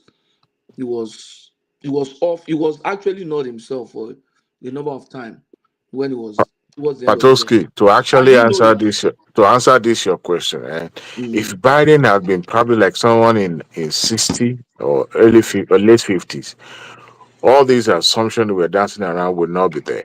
But the fact that this man is advanced in age, he's frail, you could tell, even his movement was shuffled, you could tell that something is not hard enough. Now, Mhm. here's the thing. When it comes to medical issues, there are some information that they will choose not to release to the public. That makes him a human being in the first place. However, during his first term, it was so obvious that this man is advancing and also there's maybe some medical underline. If you recall, during Ronald Reagan, when Donald Reagan was wrapping up his administration, it was becoming more apparent that something is not really adding up with Ronald Reagan because he was no longer as sharp as he was at the beginning of his administration, even when he was a governor in California. after years after he had gone, even his wife was still alive. When a report came, then it was released that this man actually had dementia. Is it dementia? Yes, dementia when he was president of the United States of America. However, it was towards the tail end of his administration that he now found out. But like I said, there's no obligation to release it to the public. It's no nobody's. As long as he's able to carry out the function of his office that he's holding. No, And the but the cabinet challenge member we have, does not the think challenge we have with Biden so. is that So the challenge now, we have if with he had Biden is released that it, then you people were if he trying had, to force him on the American people, even with that condition. huh? The challenge we had with Biden was that you people were still trying to force him on the American people, even with that condition. You here was defending him. Just like I said, we've seen people that contested for election and did not even and won that election and did not govern for one day. As a matter of fact, we've seen Pope that was No, elected in his right condition, now. then would you do No, you no, think I'm just saying do that you we think it would don't have been have good for It's not America? because we are no. It's not that we are forcing it on people. Look, Patoski, let me ask you: you as you are now, you as old as Methuselah, don't you still feel like you are in your 20s or 30s? Don't you feel young at heart sometimes? No, Adewale. So, When I if started, you wait feel now, if you feel Adewale, you are still wait now. This will capable, be a question of all meaning. Me, I don't feel that way because okay, I know, yeah, there were things I could do. My speed with my job has reduced compared to when I was in my 30s, and I knew jobs that I could do within 30 minutes. Now it takes me like 2-3 hours to do that.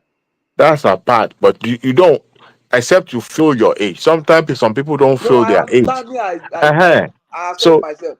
But what I'm saying is that we, not Biden himself, you people looking at him, it's the you way knew he something, presented himself, and we have that confidence in him that you he knew will something do. was wrong.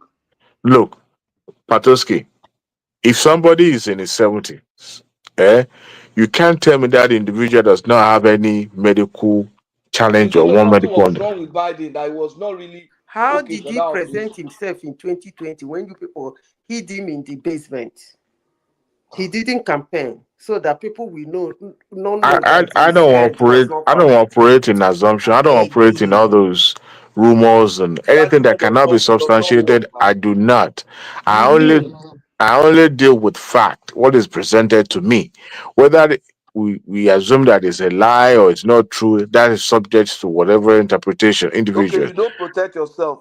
You just take But whatever people say. when you present Okay, that's yourself good. Now I understand and you. you have a Anything I tell you now, robust you will take it. Anybody tell you manifesto something. and program that align with what I wanted, of course I'm going to support you. So And why most you of not his taking what we are telling you ideas. now? Eh? If you take everything, why you not taking this argument now? What do you mean?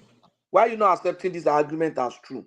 If No, anything, I people tell don't. you, I you don't don't. have. His office released a report and said he was diagnosed on Friday, and that's the No, fact that this is I what I'm know. saying. That means Except somebody now go No, and dig up a medical report itself and publish it and Adewale, say, no, that this means thing you are has been certified subjecting. as far back as Adewale when is he was in more the office. That likely means you are to subjecting accept this our position to irrational thinking. That's what we are saying.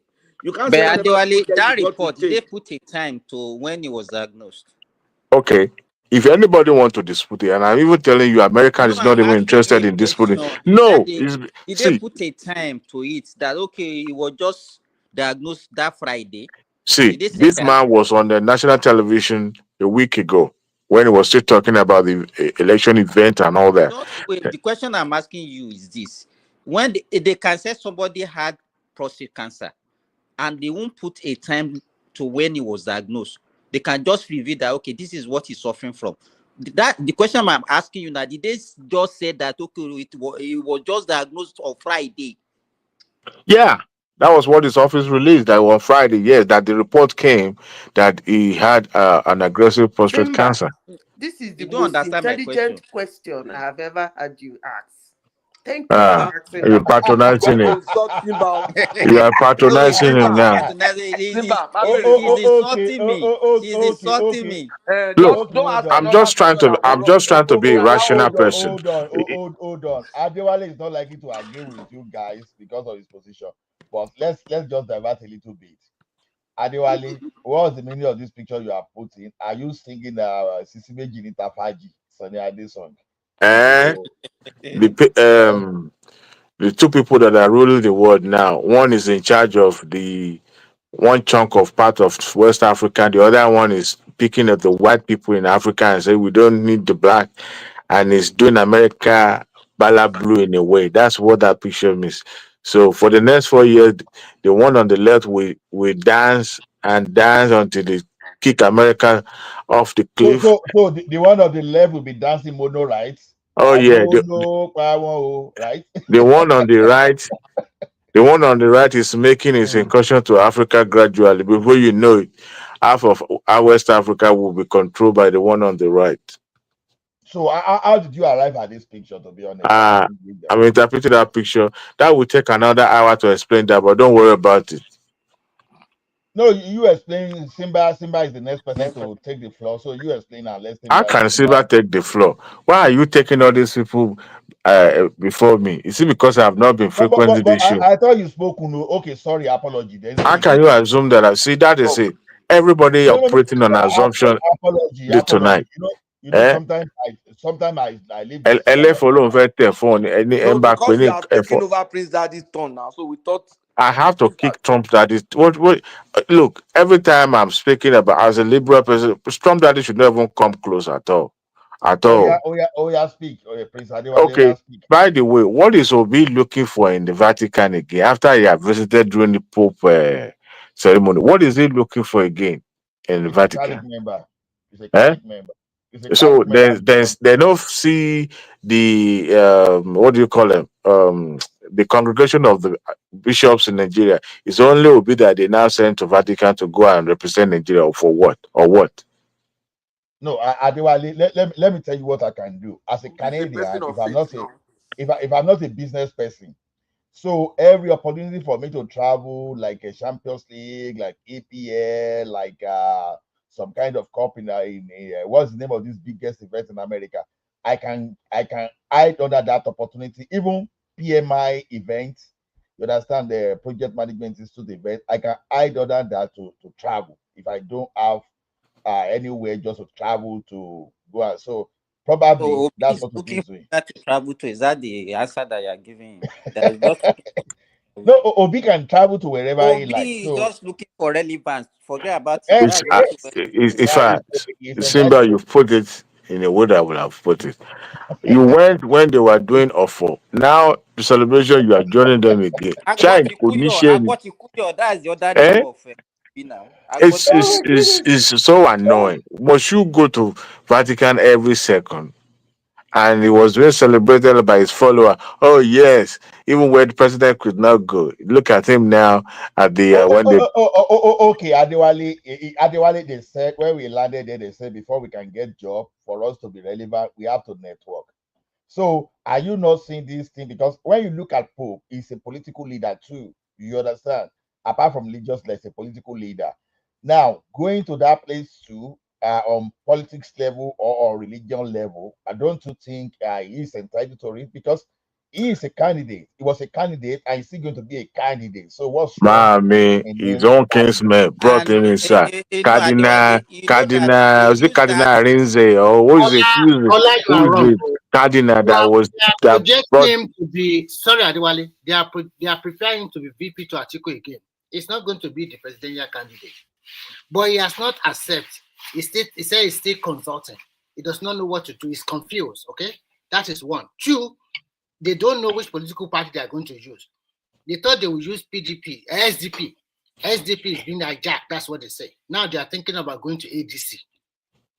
So you can see they are. even Fayemi. What is Fayemi doing in the Vatican too? Oh my God, that one is playing double high, Jare, like Patoski. What is he doing at the Vatican? No, Is he the only? that is Ola's godfather. Is Don't he call the him Fayemi. only Catholic ex-governor Simba. Take it easy. I don't have Godfather. Fayemi is not my Godfather. See, let me tell you one thing. I have my beef against Fayemi. Wait now. I have some positive side. What's my beef against Fayemi? when Fayose decided to give Shakabuda and Ada to all those hunters to chase any criminal expense away, this guy came and started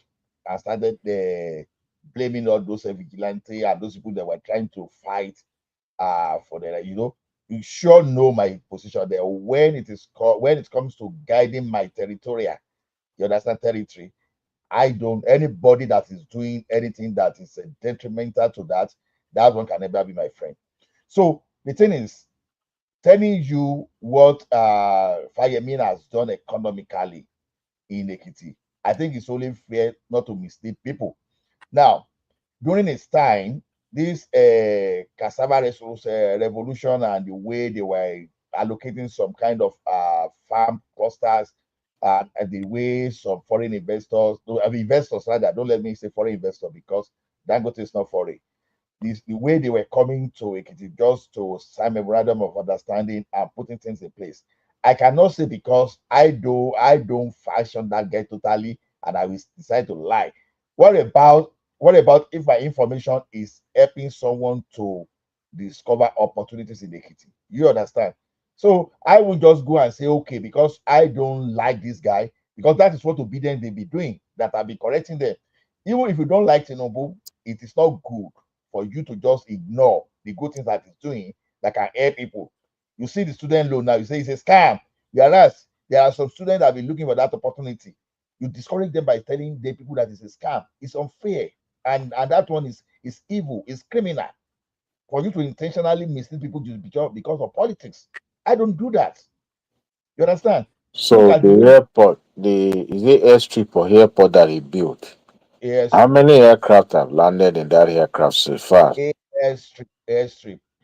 Yeah, the Uh, idea of that, the to idea of maintain that that place, I'm sure it's not just hundred of nairas that will be pumping into the place every month. No, It will that be, place will soon be overgrown by it will weed. be staffed. that's not true. That's not true. The concept Eh, behind, look, Ola, Farabalẹ̀. to be honest with you, I have no grievance against Fireme, but you know, when somebody appear to, how do I put it now? It's an intellectual, I know, but you know, there's some things that it's not street smart. It's bookish or what I mean. How do I put it now? Even Ekiti people, they don't really identify with him more because I don't see reason why someone would decided Why to are you put talking this way? Because people are known to genuine. It's just the local people enjoying their life with palm wine. Ola. And If you look at that project one has the butter from nowhere. holistically, it doesn't One, serve Ekiti people one has the butter from nowhere and anything. Adewale, you know trying the to be question I agreeable with asked them. when he started that project.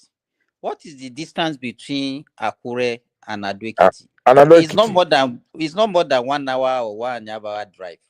I think he used it to siphon money. I'm sorry to say that.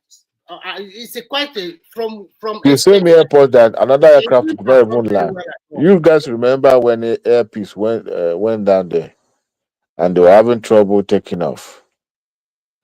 I mean, I don't know. It's unfortunate that that is kind of uh, governance or government that we have in Nigeria. I think recently I think one man brought something on it that when this Bismarck this financial guy was talking about it, that is only 2 airports in Nigeria that are viable. And you discover that most of the state governors these days, all of them want to construct airport. All of them, even including my own in Osun.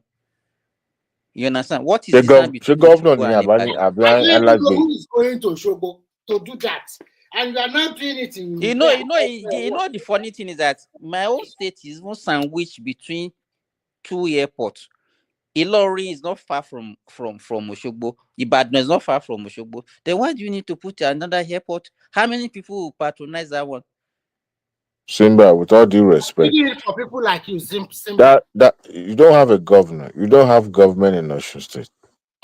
You know, all due respect Guy, to don't even jump from that of Ekiti. I really want you to land before I even answer you. Don't jump. Ola, Just don't let defend us something. Don't no, you defend know I'm from anything. You are Ekiti as doing. well. But if you look at it, Ola, Because I know that you want to Kosoro go me to all this because Masito. the only thing I could say is that want to go. for such, you see, till today, I haven't seen any product or any produce being airlifted from that airport since it was established. I haven't seen. People are still Adewale, taking let me give their you this. produce Maybe to Ola will Ilorin agree with this. Adewale. or Osun State. Let me So, see this. but okay, He wanted Ola will also give us this story of all these dairy whatever that Promasidor they want to be. Let me give you the one the Saraki brought, the Zimbabwe farmer he brought to Kwara State. You understand? If you look at where in Songa where they sited the farm, the distance between Songa and Ilori is like going is farther than Ado Ekiti to Akure. Far, in fact, like times two. You understand? So you cannot say because of that you will go and site another airport in Songa just because of something like that. To me now, most of our leaders they are just wasting. Is that the priority of Ekiti people? Simba, do you know Adewale, do you know the issue or problem with most Nigerians that they still refuse to be holding their governors accountable? And average Nigeria, instead of pointing to a state governor or state local government chairman, they prefer to continue to point on the president. I've never seen that set of people in my life. And I continue to say that until we take all the money away from Abuja, let's have a state resource control. Maybe that is I think the reason why they are doing that, Remy, forget about this. I think all of them just want something legacy. You see, legacy projects, something they would tie their name to. If you talk about that airport now, we always talk about Fayemi.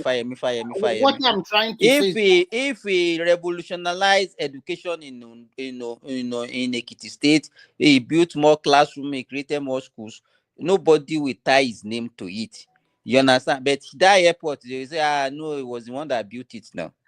Those are the issues. the same way Fayose built bridge. Bridge to Ekoko Sarebo Tong Bauri. You can count the number of vehicles that applied that road. They don't have enough vehicles in Ado Ekiti now. That's not correct. Which vehicle? Look, so I know all what that area needed is a strong traffic light that will be able to control traffic. But because they want to show off to show that Ekiti too also has bridge for the first time in the history of that state. Bridge? You mean overhead? No, not overhead bridge. This is a full bridge. That's I think it's up to. Where is that one in Ado Ekiti? It's around that Ola's Paduyi area. All those. But Adewale and Ola, I want to even ask you some questions, just one or two, because you guys are from Ado Ekiti. Can you tell us? I am not from Ado Ekiti. Sorry, you are from Ekiti. Can you tell us where in Ekiti State where we have cluster of industries that we can say, like for Ibadan now, you can see that if you go to Ring Road, Challenge, you see so many companies, so many factories, so many things. Maybe they are not operating at what we still have. No, we have industrial farm and all that. We don't really I don't think we have much. What you just have what? Let me tell you, Remy, they cannot have because they were born by Ondo State. You understand? So they cannot have. As at that time, the Ekiti State was created. They can't have an industrial that will take. But it's over 18 or 20 years and still nothing. No. Even the one you have, the one Ibadan has was courtesy of the old Western region. Forget I that. Agree. So I agree. But look at, for example, now. Okay, maybe. Besides, it's also a landlocked state, so it's hard to. Most states in Nigeria are landlocked now. Forget about that one. But you also look at transporting goods. It just makes it really be hard, to have because people won't start industry in those remote areas. Okay, let me give you. If you go to Elisha, I can even say Elisha in Osun State is the industrial hub of Osun State. Yes, you are right. Yes. So is it not landlocked? So Adewale, what you are trying to Elisha is closer to Lagos than Ekiti now. What is this between Elisha and Ekiti? That's my route when I was working in Ado Ekiti now. So Adewale, are you saying all those professors that you have and all those top experts you guys are not going home to build your state? No. No, The people kind are of going. professor People are they not have, going let me back tell home you now, this: though. the kind of professor they have in Ekiti, they are not. Well, I would like the professional. Yeah, you They know are they are just not like very professor social. of Yoruba history, philosophy.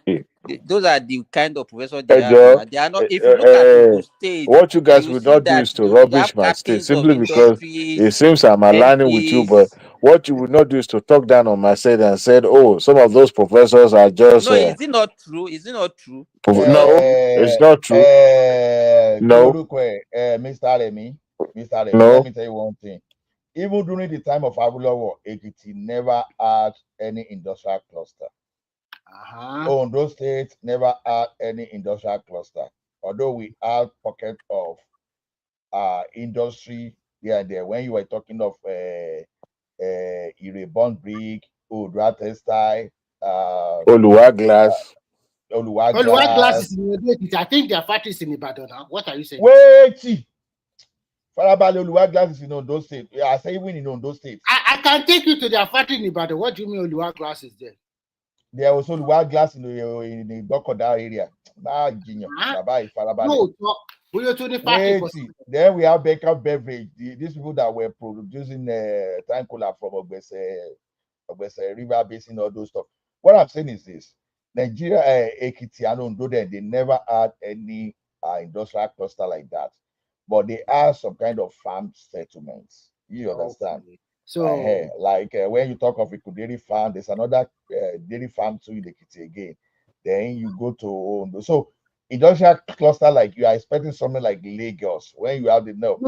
I'm not expecting something like Lagos. I'm just trying to know predominantly what are the people there, what are they doing, and what are you guys But I think what we're supposed to be talking about, even immediately after the creation, let's say even Ekiti State, forget about Ondo, they supposed to have earmarked an area as in an industrial area where anybody, even if it's a minor industry, where you can go and site. It's not something that you not be having pocket among where people lives.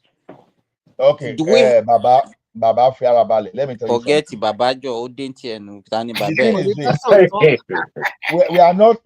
What I'm saying, we are not like Lagos. We are not like Lagos. I'm not comparing it to Lagos. I just want to see the development. Now, You are not man saying continue. the thing now is this: okay, like they call it now. You know, there's a cluster like this regional integration when they were speaking the jargons like some kind of SAPS cluster.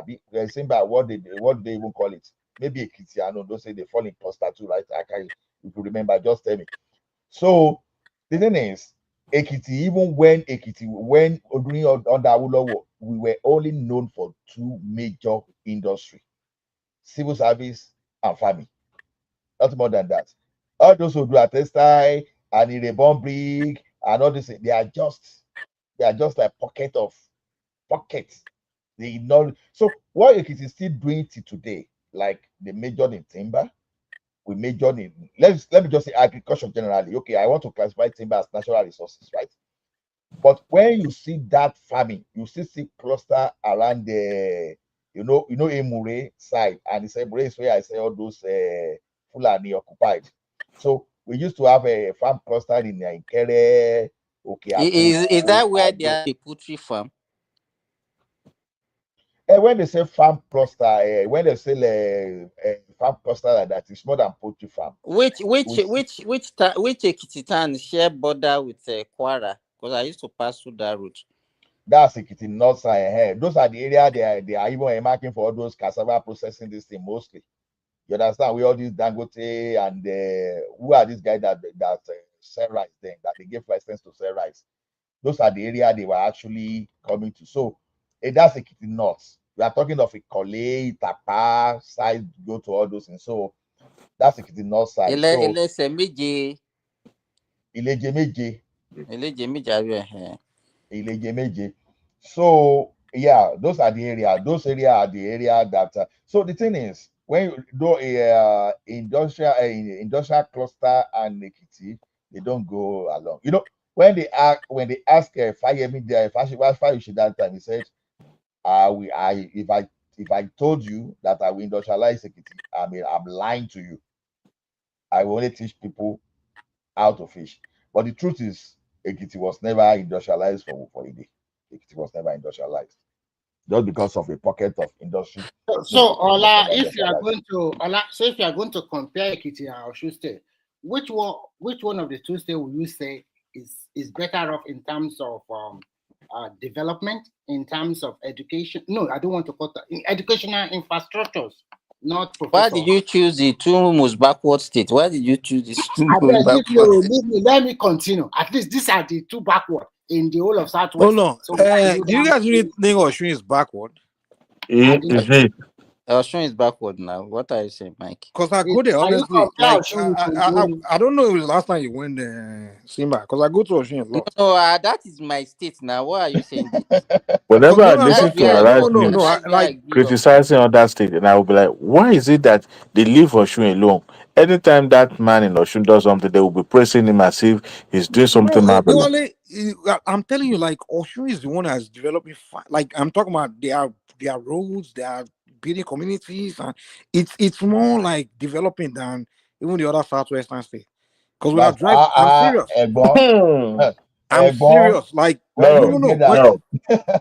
Maybe you guys haven't been there. I just like noticed like they are building roads and it's just more developing like than like for example when I'm driving from Lagos because I always go there. My wife is from Oshuna, so when I go to Nigeria, I always go through from Lagos, go through Ogun, go through Oyo, get to Oshun. And Oyo, the infrastructures are whole, they are dilapidating the roads. When I enter Oshun is when the roads are smoother. I see new structure, new community. I mean, it's like development is like that place is really more. Even in fact, it's better. I see it as a more place I'd rather be than the rest. And it's not as just rubbish and populated, and you hardly see it. Everything is like new. So to me, Oshun is look better. It's looking better. Maybe you guys are still How having the many whole southwestern picture. states have you been to?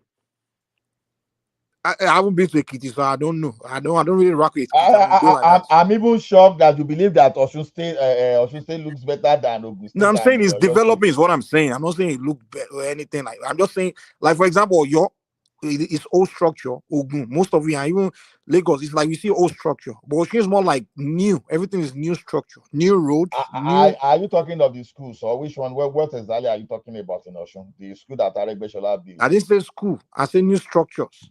Like the roads are new. They just like Osun is like a new develop. It's not like like all these other states have been already.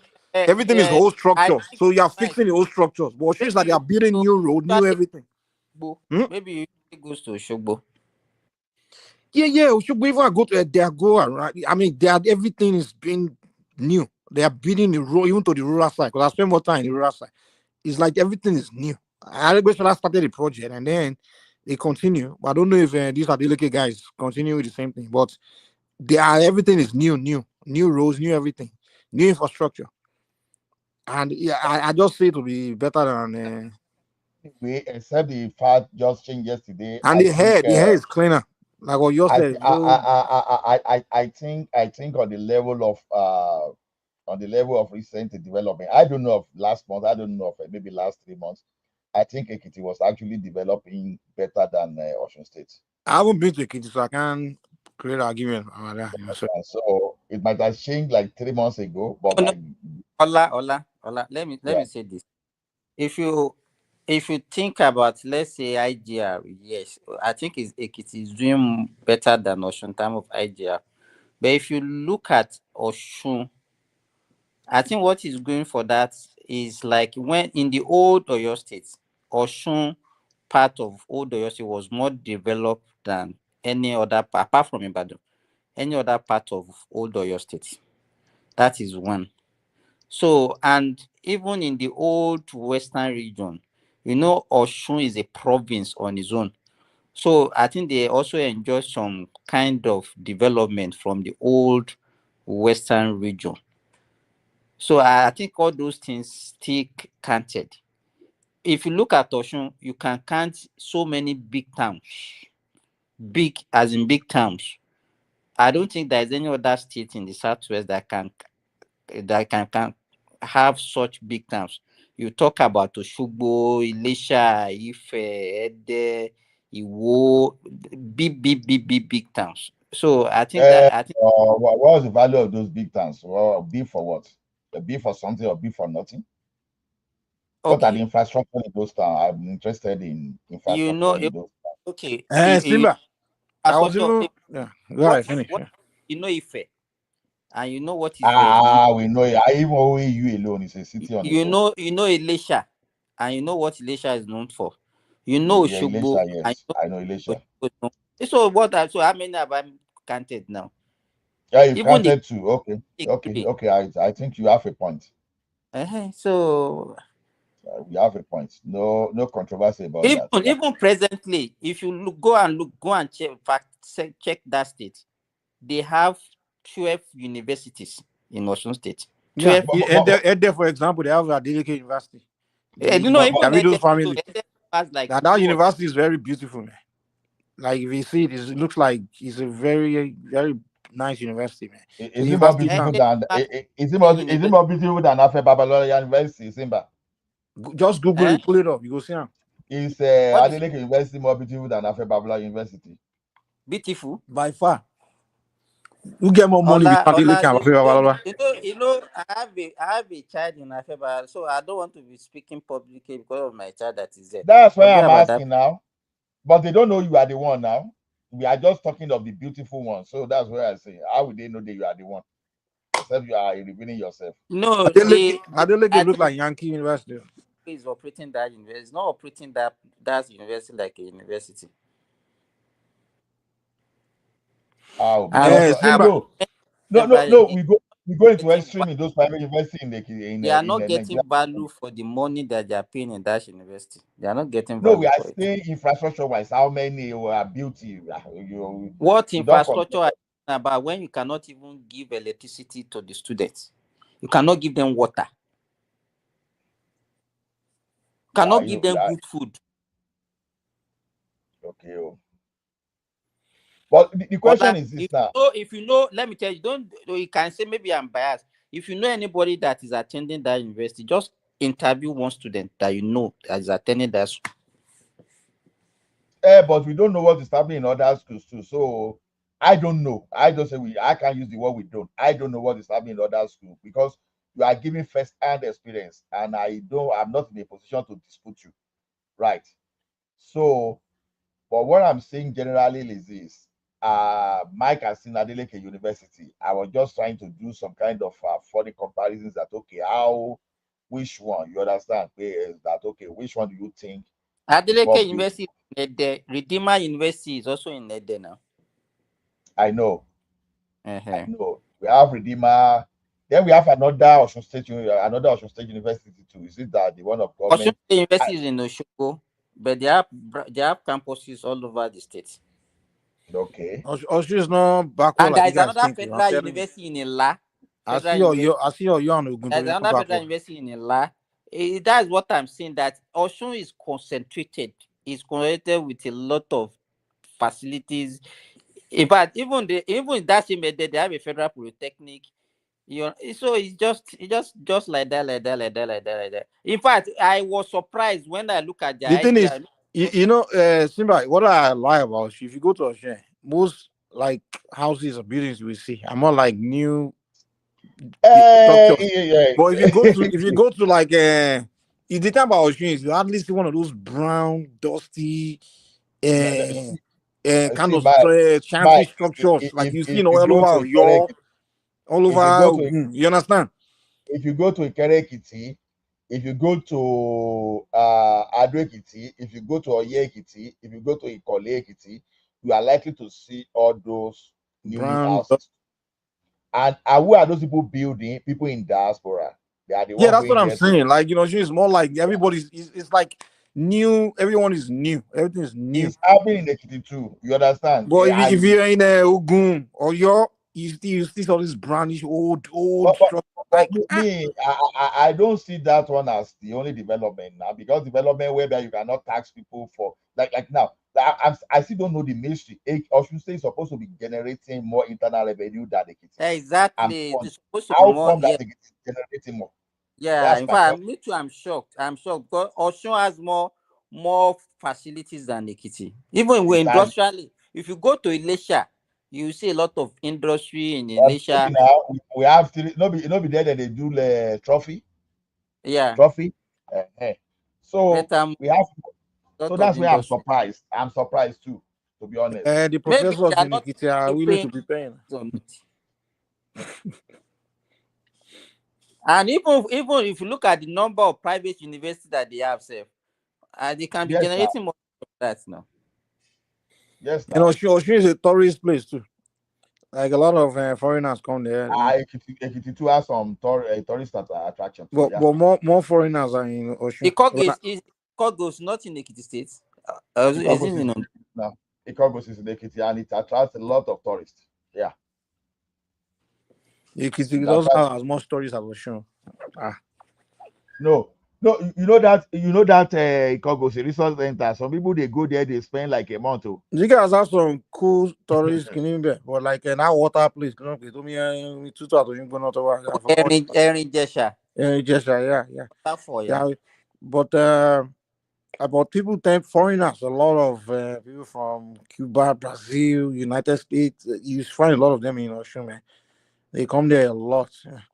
So they bring money there. Maybe their money is what's developing, coming, spreading. Osun, man, you see some new estates, new stuff. Mike is already biased. I know why you No, are no, no. biased. I just like It's Osun better has if just it's developed from more the than. place now. What do you want to say? I don't expect. No, see, Funny my enough, lobby, I just like the place better than my wife is from Ibadan. Osun too.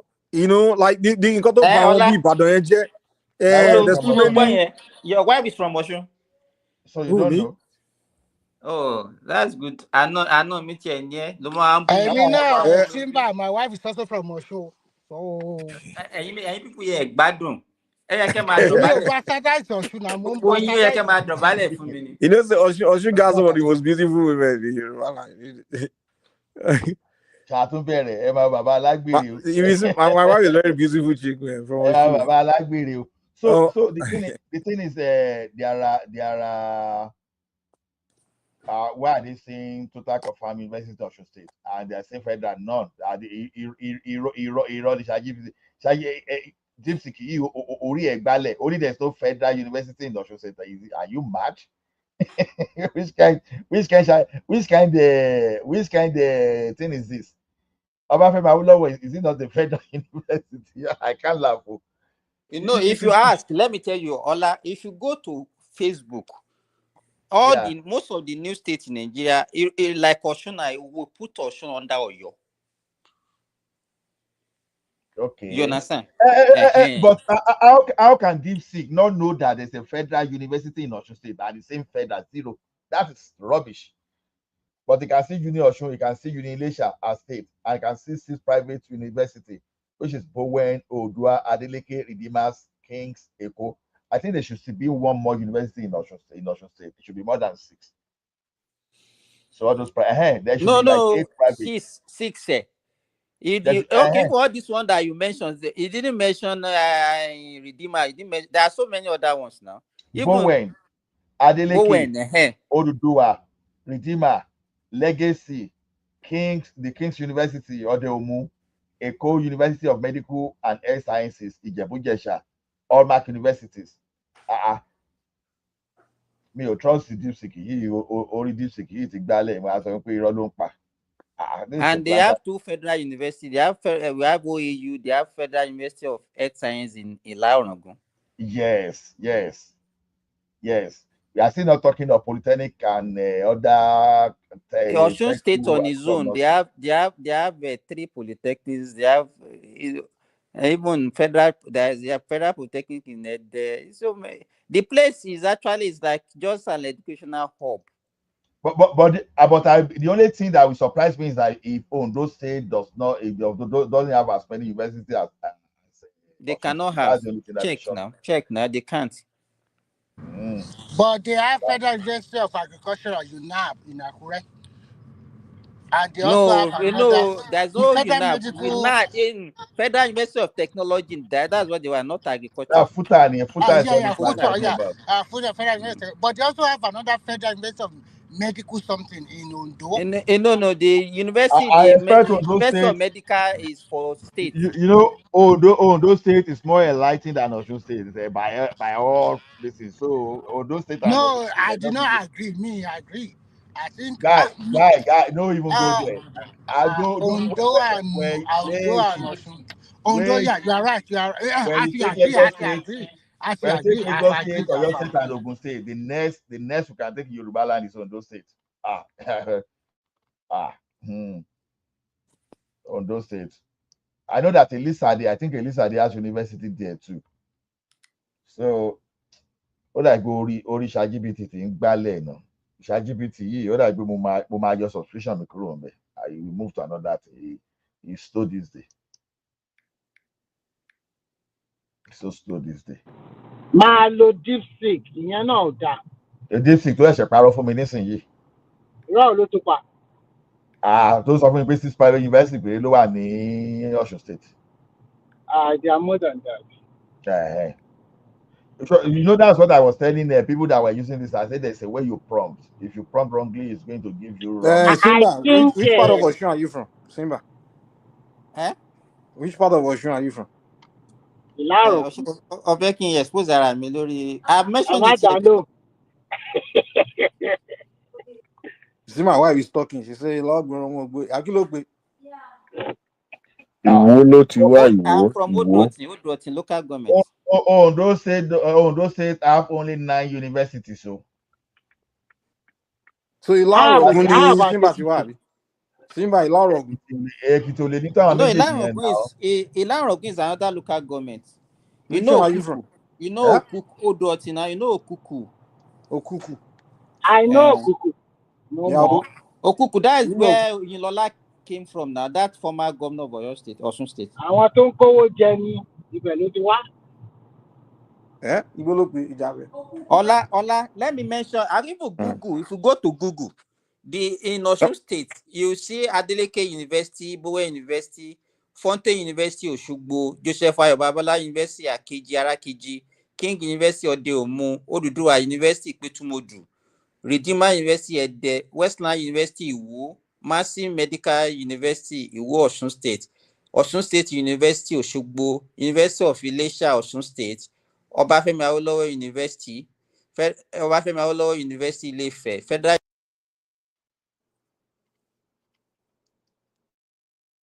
Akilede.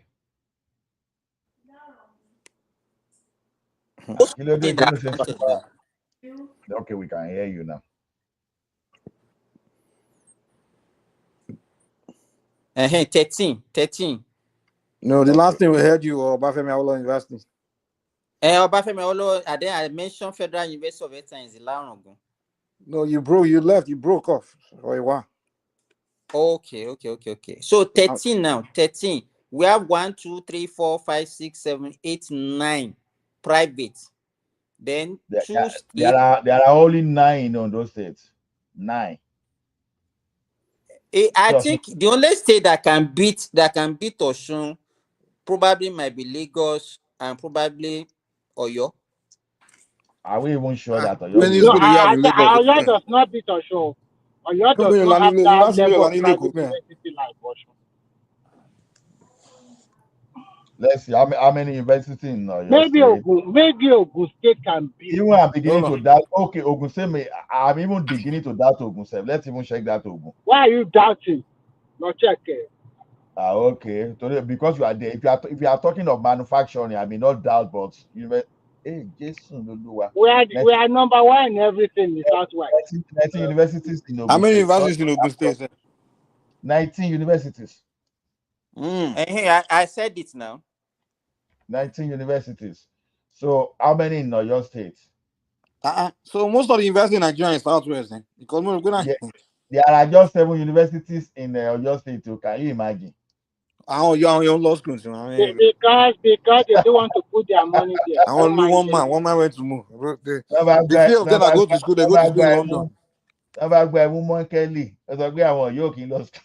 My mom is from Oyo now. I know them very well. How you Ola, what you just see now confirm what I said earlier, that even in the old Oyo state, Osun was the one running. Irọ́ ni Google pa. Let me know the number. Mo ti lọ sí orí my school gist list. So one, University of Ibadan, Aladoke Akintola University Ògbómọ̀ṣọ́, 2, Ọ̀yọ́ State Technical University, 3, Ìmẹ̀lẹ̀ Aláyàndé University, 4, Ajayi Crowther, 5, Lead University, 6, Kọ́ládé IC, 7, Dominica, 8, Precious Cornerstone, 9, Àtìbà University, 10, Dominion University Ìbàdàn, 11, 12 universities. 12. So Lagos lè kó jẹ́ bàbá àwọn gan. Let me even try that Lagos. Ṣé Lagos gan ní? Lagos, it's not that many investors in Lagos now. No, there are plenty.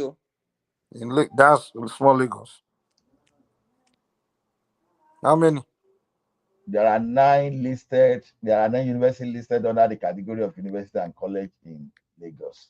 This one is from even the National University Commission. So, other people Ọ̀ṣun ni. No, Ogun State. Ogun. Other people Ogun State àtọ̀ṣun ni. So which region Nigeria has the most investors? But Lagos also has 12 now. Àwọn tó tẹ̀ list the other Nigerian University Commission. Probably other ones. Maybe they have okay.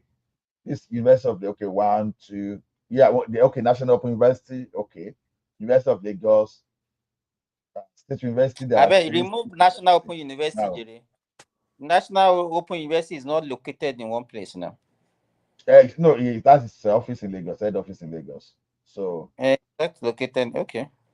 Yeah, that's register office. So 5 plus 7, that's 12. You are correct. 12, you are correct. So which state has the most university? Ogun. I think Ogun, followed by Osun. In Nigeria. What about Kano? In Nigeria. In Nigeria, also. So let's buy Kano. It's likely to be Ogun throughout the federation. Ogun will lead. I'm very sure of that. Because of the religious center, all those stuff contributed to it too. That's the. But most of the religious center don't have their university in Ogun State now. Okay, look at Redeem. Redeem went and cite their own university in Osun State now. Even Covenant, apart from Covenant, he has another university in Kwara, Landmark, yeah. If you go to that Landmark, you will Kwara will have more than 2 universities. Kwara has a lot of universities. Believe me, in fact, they can have close to, like, let me check now. How many universities are in Kwara State? Ola, check. More than Kaduna. Okay.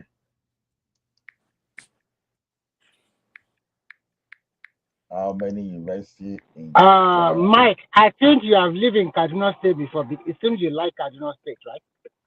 What did I say? I like Kaduna. There are 8 I'm universities. I'm just asking. But let me go to my school list. That one seems to be the correct 1, 2, 3, 4, 5, 6, 7, 8, 9, 10. There are 10 according to so. Then this they have 8 private, 1 state, and 1 federal. Roti Ben, I don't even know where ChatGPT is getting its own. Okay. Top state by number of university in Nigeria. Lagos has 25 plus. 20 plus private, 3 states, 5 federal. Then Ogun State has 18 plus. 15 plus private, 2 states, and 1 federal. Delta has more than 14 universities. Oyo has more than 12 universities and Abuja. So basically, the Southwest dominates the list. Lagos, Ogun, and Oyo.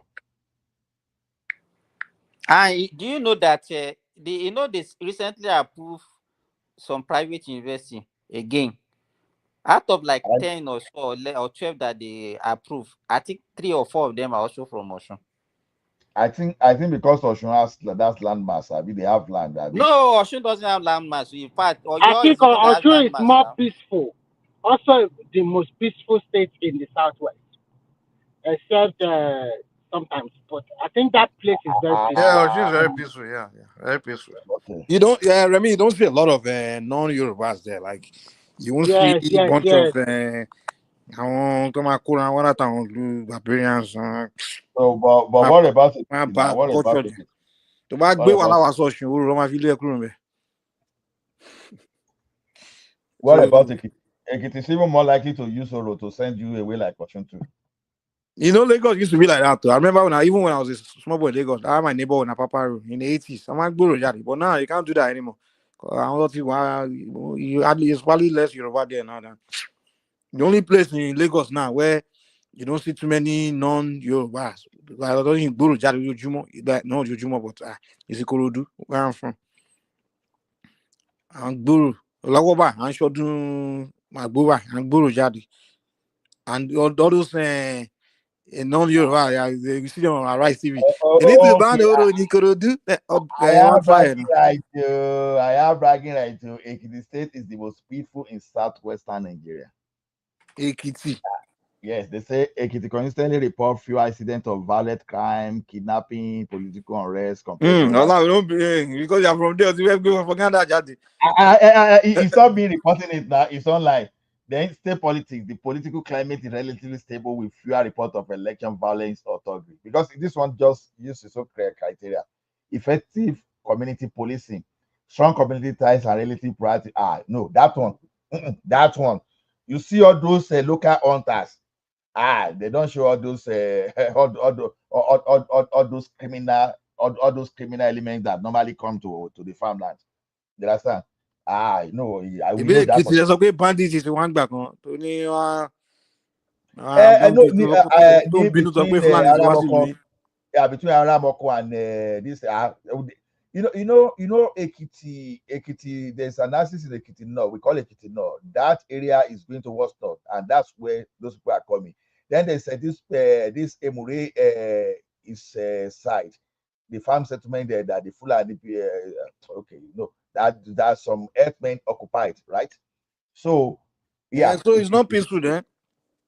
no, they say no. They are not saying totally peaceful. Now they are saying most peaceful among the west, southwestern states. They are not saying they are totally. But if you look at places ravaged by all those, you will hardly hear about Osun. Exactly, And it's the Kitiano Do now. It's always the Kitiano Do. another thing that you cannot take away from Osun people is that they travel a lot.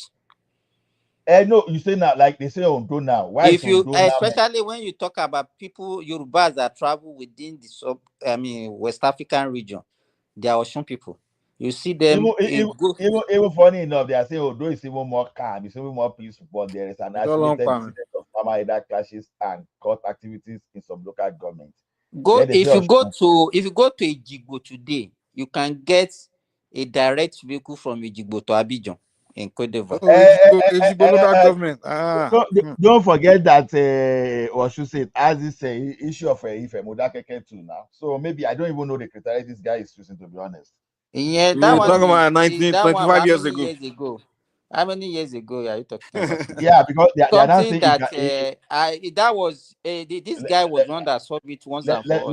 Let me use another model to even verify what I said. Don't let me rely on one single model. Let me use DeepSeek, then I can use Claude.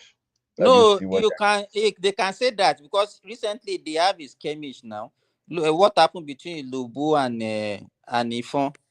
You understand? So communal clash is, yes, I agree with you. State, okay.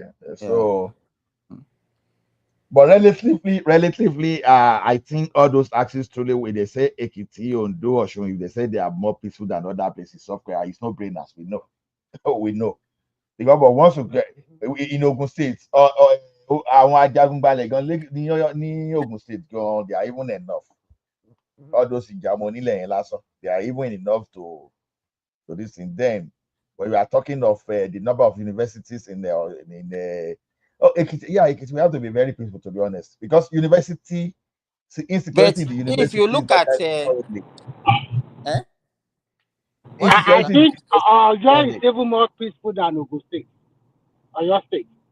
It's also a very peaceful state. Oh, yeah. But Long ago. But How when can you Ilu talk go about, be more peaceful? if not because of Oyo being I'm talking about the present Oyo being Ibadan being the capital of the old Capital of the western Western region, region. they will have been the most backward of the southwestern states. Simba, they are also well read now. Why are you just castigating them like that? No. Simba is Let too me ask much. you. Let me ask you. In terms Okay, of Simba, let us start Simba, from see politics. what Let us co-pilot is start saying, from though. politics.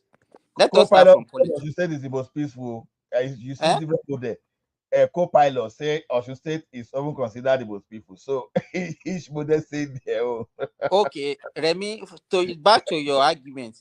Let's take politics. When you talk about even the names that we know in Nigerian politics today, all those, even right from even pre-independent, post-independent, you cannot compare Osun and Oyo.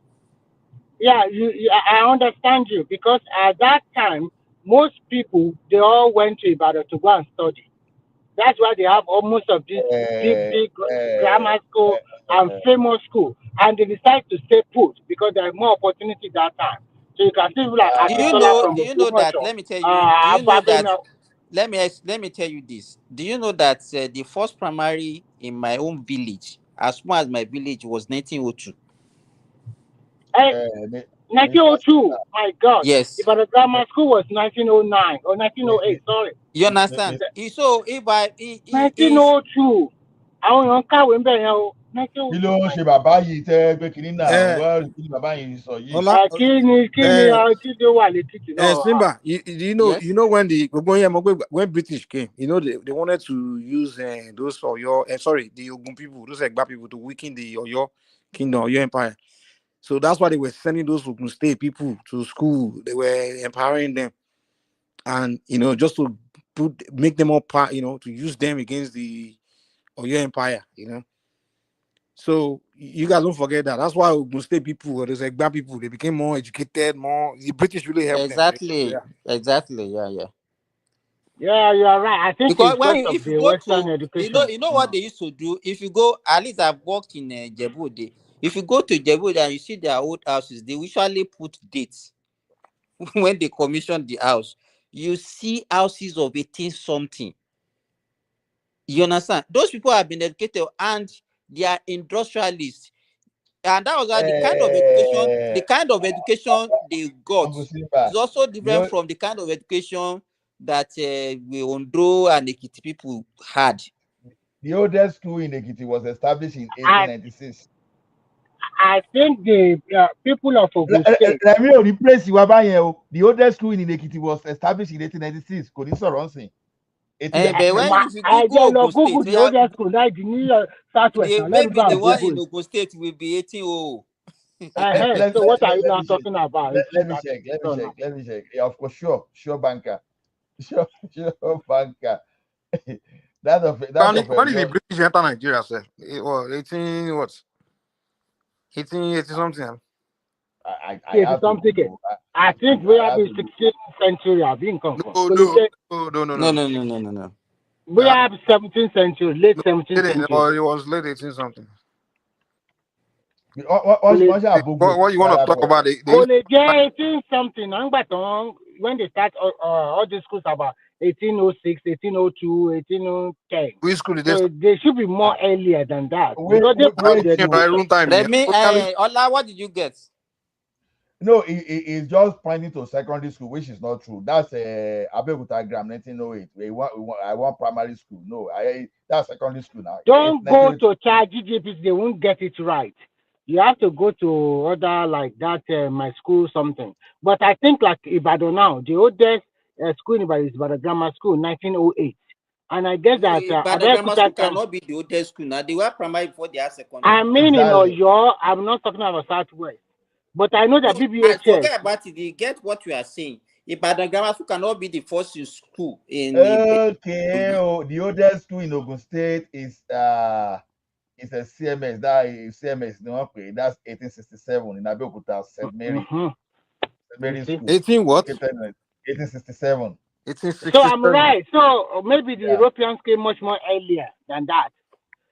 So no, I think Portuguese came to Nigeria before British, Abi. Yeah, yes, the conference was late 18 something. Why don't you check CMS Lagos and also St. Finbar's? Maybe when they established those schools, but I don't think they are ahead of any school in Ogun State. No, CMS Grammar School was established in 1859. No, that's CMS Grammar School. No, CMS Grammar School. But you mean the one in Abeokuta, right? No, I'm the one in Lagos, in Bariga. 1859. That one of Abeokuta is 1869. So that means it's CMS. The Portuguese first arrived in Nigeria in the year 1472. That was so the first I'm time right. History, now, money 14th century. And you guys are saying, no. 14 what? 14th century. I said 14th no, century. No. If they arrive, wait, Remy. If they arrive 14 something, that's 15th century now. Yeah, no, sorry, that's 15th century. Wait. What are you talking about? When they arrived, I said the British arrived in Nigeria at about 14 something. For colonialism or for to buy slaves? Everything. They brought better education with their colonialism. No. The colonialism didn't start in 18 something. I mean, they came around 14th century. Okay. No, when they those times was when they were coming to buy slaves. Slave trade is even from colonialism, Mike. Now the slave era, they were all coming to buy slaves in the 14, 16. Okay. But the hold on, the one interact. I'm talking about the colonial thing. It started that one that was later after slave trade ended. When they after Berlin Conference, when they started the colonial project, because establish colonial with the kingdoms. But before that, the 14 era, 16, 1500s, coast. They came to the coast to buy slaves. I think the British didn't even come until when Obakosoko and the other Oba in Lagos. That was when the British first came and enter. That Obakosoko and invite from Waseku. That was when that was in the 1800s, man. The British abolished transatlantic slave trade and prompted them to increase naval patrol along the West Africa, including Nigeria. So they arrived in Nigeria in 1807. Then the question we need to ask ourselves: what were the Portuguese doing with Nigerians between that time? Slave trade. That's what they are doing. Yeah, the people that started speaking are Portuguese, Spanish, and we don't better. In fact, I think it's the Portuguese that started. Yeah, they started it now. They started with the Brazilians. In 1851, Britain bombarded Lagos to end the slave trade and installed a friendly ruler, Oba Akintoye. I also saw with slave trade in here. Lagos was formerly annexed by the British and became British colony. That's exactly where they were going to. Britain declared a protectorate over the Oil River region of Niger Delta, 1885. 1900, the British officially established the protectorate of northern and southern Nigeria. Then 1914, Nigeria was amalgamated into a single colony called the Colony and Protectorate of Nigeria under Lord Lugard. So they came in 18 something, Abi? Yeah, they arrived in 1807, yeah. Exactly. That's what I'm saying. No. That's 18. That time was the time they started the colonialism. Yeah, that's what we are talking about now. The colonial. Is it from they've been here doing slave trade? I mean, for trading. No, they were not. They were buying slaves on the coast. All of them, they were buying slaves, but they were not in the inland. They were to do interaction.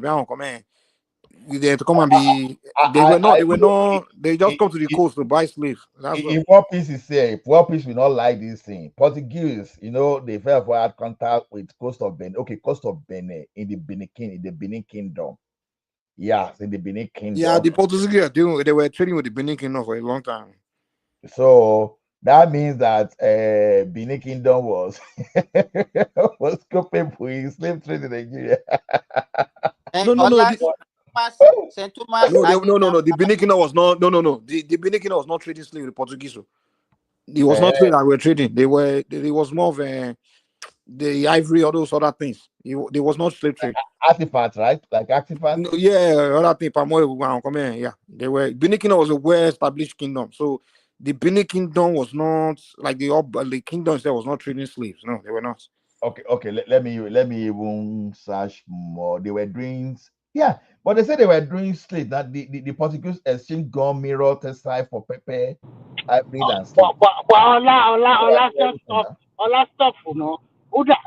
These are great gaffer. They are super dumb. A mirror for like this. Let me also correct something. Those stories, all those Oyinbos are Oyinbo that wrote those stories, man. They were most of it's propaganda. Guy, wọ́n kó àwọn Republic of wọ́n kó àwọn Irish lẹ́rú bí wọ́n ṣe kó àwọn Africa lẹ́rú. Simba, sorry, Remy. Most of the story account on you won't call. But we don't have our own story now. No. The thing is, if the thing is, we will say we don't have our own story. We have stories. The thing, if you go to all these towns, villages, they pass down stories of their own encounter to their children. But no one in Africa is documenting their own story. You understand? Because we don't believe in documenting our own knowledge. So is it by force they took them, or what are you saying? No. Toba Lossi, if you go to each community, the people will tell you their own story of things that happened during those eras. And a lot of it, you find that it's just slave merchants. There were people that are doing merchants. It's kind of like you have human traffickers today. There is a business, you understand? The European came to Africa to establish, they meet some people that are willing to work with them to set up that business, and then they were these merchants. So if you go to those communities, we tell you the name of people that were doing the merchant, they were capturing people. Are you trying to say they don't use mirror? Okay, that's what I'm saying now. So it's the slave merchant that's selling people. For example, you end this like Madam Tinubu, you end this like local Baba Mobi, Badagry.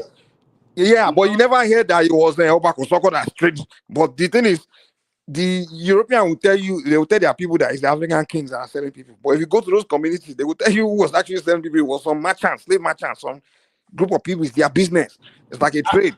So they established. Mike, but all those British, the Portuguese, the French, and the Germans, what about the Africa? Especially you can't say. Mike, which one is worse, the slave trade or the colonialism? Slave trade was. Yeah, I would say the trade was what is bad for the people that they took. You understand? It's bad for the people they took, because the people they took are the one that went to experience the pain now. But colonialism, the colonialism was the colonialism. I, honestly, if you ask me, I won't say colonialism was necessarily bad. I would say it brought confusion, but it also brought some exposure. You understand? But it's up to us to use our sense, because without colonialism, if we apply our own senses, I don't think we allow. Mike, let's look at countries that are not colonized. The one that are colonized, are they faring better? Like who? No. Give me example. Give me example of who was not colonized. Not colonized now. Yeah. Ethiopia colonized. Ethiopia is the only one that wasn't colonized now. And so what I'm saying is that the kind of exposure they have, is it lower than the one? Because if you are talking about at the end of the day, it's the same thing. See, to me, whether the British came to, because all they did was they came to introduce the world order. Okay, now let me break it down to you guys. What really the world at that time, right, prior to the European colonizing, it's kind of like the global community we have today, right? That global community was just in Eurasia. It was Europe and Asia. That was the place where that global community was only existing. Now, the continent of Africa and the Americas were isolated. So the global community was not Eurasia, the Middle East, the Europe, and Asia. Mike, so that's when the global community was going on. If you read, sorry, Mike, you continue. If you read some story, Africa has been doing business with America even before the slave trade. America? What do you mean America? United States? Yes. United States didn't exist as a country. Now. What are you Africa talking about? have been going there before the slave trade started. United Check. States was not existing before the slave trade. What are you talking about? United States didn't exist. United States was not, Europeans were not even there. It was the Red Indians that owned the United States. So what are you talking about? It's European that came to these new countries in North America and South America was established by Europeans. They migrate there. United States was established in 17. But what I'm saying in general is that forget about that. It We doesn't were bring not any. trading. We were not doing business in the It United did States. not We bring never. any exposure. Forget about it. No. They What don't I'm trying to explain. Calm down. What I'm trying to explain. Is the global community of, as far as community of nations, trading, exchanging information with each other, and doing kind of like the global community we have today. That community was only in Eurasia. Eurasia meaning Europe and Asia, and the Asia, no West Asia, North Asia. But the Africa and the North and South American continent were isolated. So now those Eurasia, because of the exchange they were having among each other, they became more advanced in terms of trade and manufacturing and advancement in material things. So by the time they were coming to Africa, they were more things they were seeing was more like they were ahead in creation and material things. Like so, we saw it. And we're more interested in those things. So they are coming like, okay, we have a more advanced civilization than you guys. So let's introduce it to you. That was what our colonization was all about. So the African really agreed. It was more like a deal. The colonization was more of an agreement. It's not really they come to subdue you, force you to accept. Some colonialism was kind of like an agreement of, hey, let's introduce to the world community, the global community. Let's bring our civilization to you. So it's more of an agreement between our empires, our kingdoms, and the Europeans. And some kingdoms that didn't want to accept. Most African kingdoms, we are on kingdom. Oman consult the oracle. And some of them, the oracle will tell them not to accept the Europeans. But when they don't, the one that do, the Europeans, we kind of elevate them to make the other one look at them and say, oh, those people are beginning to advance ahead of us. Kind of like they did in Yoruba land, where they advanced the Ogun State people and were buying. So when the rest of Yoruba people are saying that these Egba people are becoming so civilized and advanced than the rest of us, we all started kind of, accepting the same thing. Like, okay, we too want that civilization. So that was what colonialism was. But then the Europeans knew what they wanted. They had the administrative benefits, money to make, like extraction of resources, and so they had their own agenda in the taxation to make the British Empire richer. But so it was more of a game being played. But which is the same game still being played today. We are part of the global community, but they're extracting us, playing us with policies, and So it's up to the Africans. They're using their own brain. I can't say we being part of the global community is something necessarily bad. It's just that it's bad because we are not thinking well. We are not playing our cards well. That's the only bad side of it. That's what I can say about that. But hey, I can't. Africa, to be honest, man, I think we don't give ourselves credit in some areas. If you look at other places like the North America, South America, and the Australia, the Aborigines, the natives there, if you look at the way they ended up with the hands of Europeans, you will know that Africa we are we are virtually exterminated now. Exactly. So sometimes I always say, man, we don't give ourselves much credit like that we should, because I can say we actually we were strong, because they didn't. If you look at compare African continent with the native in North America and the Australia, they wiped them out. They even took their land. In fact, they took over. Their land is no longer. They're not even existing. Like their land is no longer for them. But if you look at us, almost every tribe in Africa that existed before Europeans came, they're still intact. You understand? But the Europeans had the intention to do the same to us now, because in fact they have more intention to do it to us, because our land was more desirable to them, because we are the richest. We had more wealth, more resources, more rivers, more water. Africa is the richest, but for somehow Africans still they still own their land. And in fact, I can tell you that we even gain more territory if you look at the Caribbeans, places like Do you Jamaica, think because you know what Mike, what they used to say is that maybe because of our weather is not actually suitable for them. That was you why don't they know, will not. man. You can àwọn kankan wà nílẹ̀ wá tẹ́ pé àwọn ìbò sá fún. So kò ní yẹ mọ̀. So wọ́n máa tàn yín àwọn kankan ló lé wọn dànù. Bá àwọn kan oru yẹn ló máa lé wọn dànù. But nìkan ní sòótọ́ fún yín. Àwọn á ní pé wọ́n á kọ́ parọ́ pé mosquito lé àwọn dànù. So mosquito laying actually. You come to visit Africa, you come to what video of white people saying, man, Africa is so beautiful. Uncle, they are living there, but they will lie that the reason they didn't take over is because of mosquito. You're running, man.